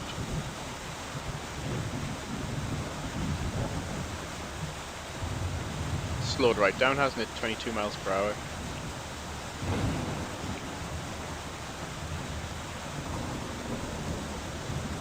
It's still showing F4 strength. It should be weaker by... Oh no, it did just say it's still doing F4 damage even at this point, even this late in its lifespan.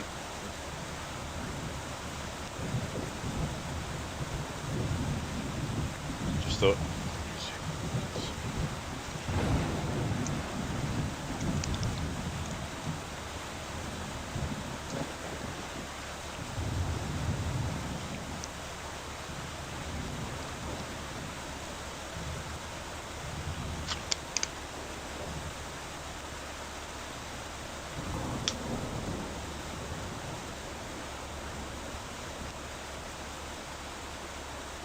I'm not sure they need to warn these or if the scenario is going to end before then.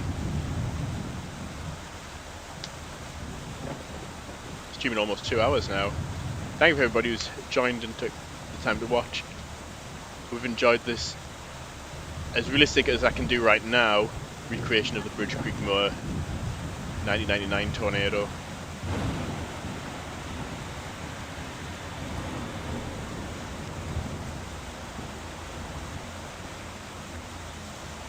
I remember that some of the first tornado documentaries I recorded off TV were about that. There was like a tornado week. I think it might have been by like the BBC or something like that.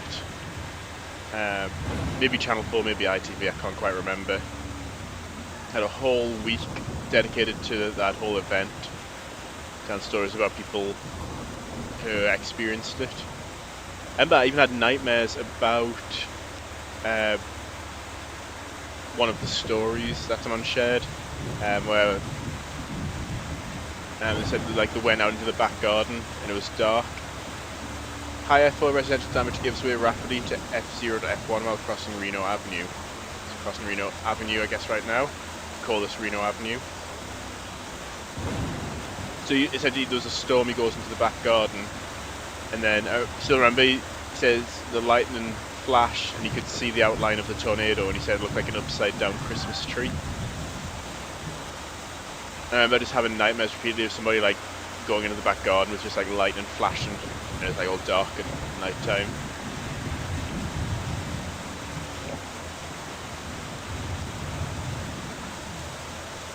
What do these tanks actually contain? I just keep saying propane, what is it? It just says flammable.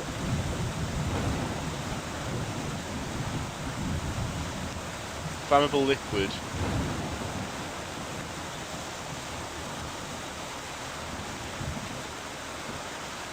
Yeah, it's weakening now. It's got that stovepipe look that the Moor tornado did have. Yeah, I think it's dying out now.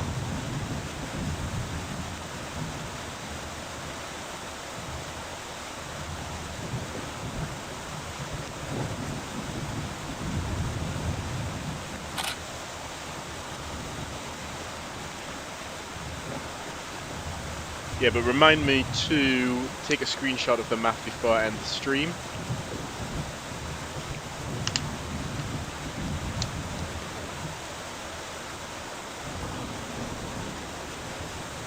So we can compare it in Photoshop after.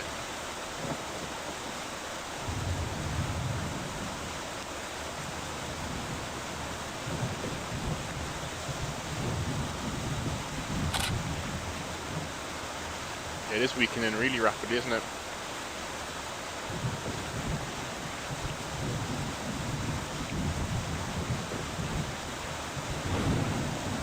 I think I still need to add in some random variation.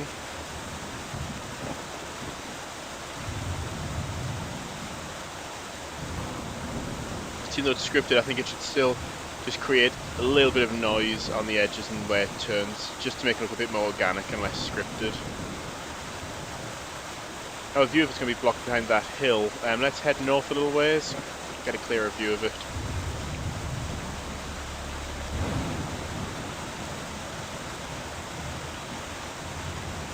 Oh, probably should have looked at the velocity radar when it was at its highest rating. Missed an opportunity there.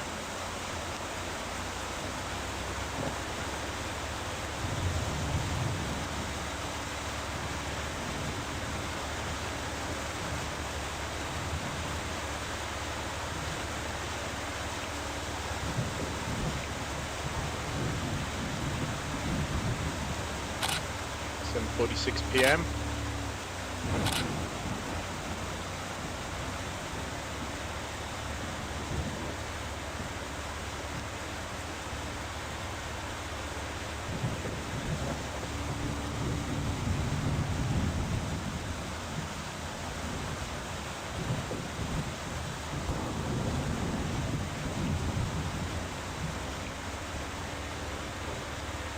Just get a bit closer and watch it rope out.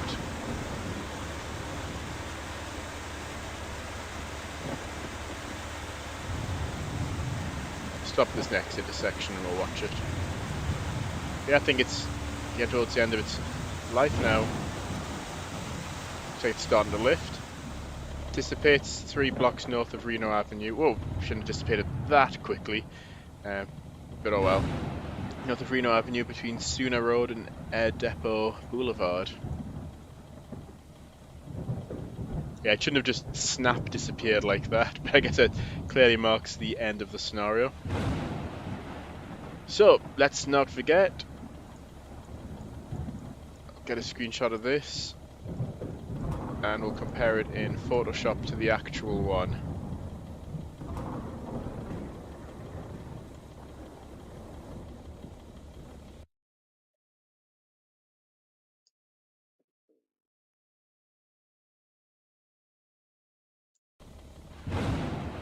Okay, let's make sure we've got that.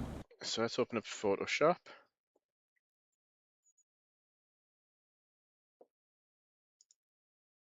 And also let's open up, what do you call it, Google Earth, because I think I've still got the, what do you call it, damage trail open in that.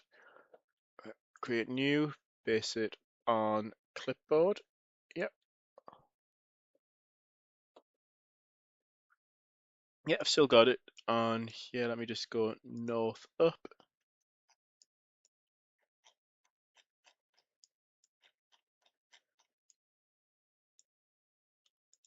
Again, north up.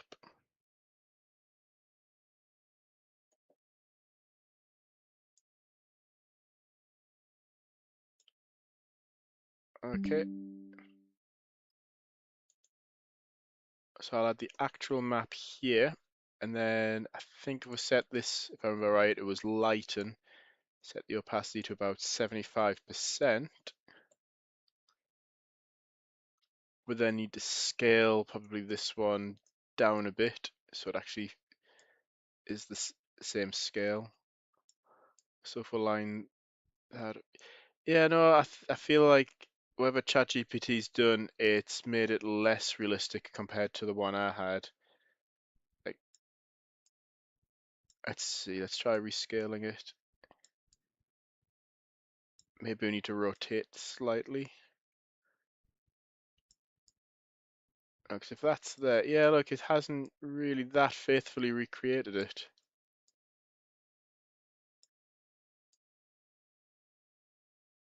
The one I showed yesterday was much closer, so maybe I'll release my original scripted version of this. Because look, they're like not even alike. Look at that. If I turn the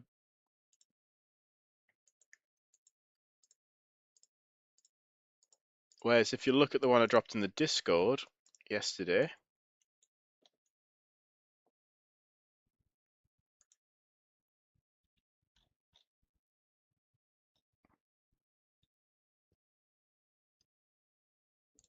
look, that was much closer.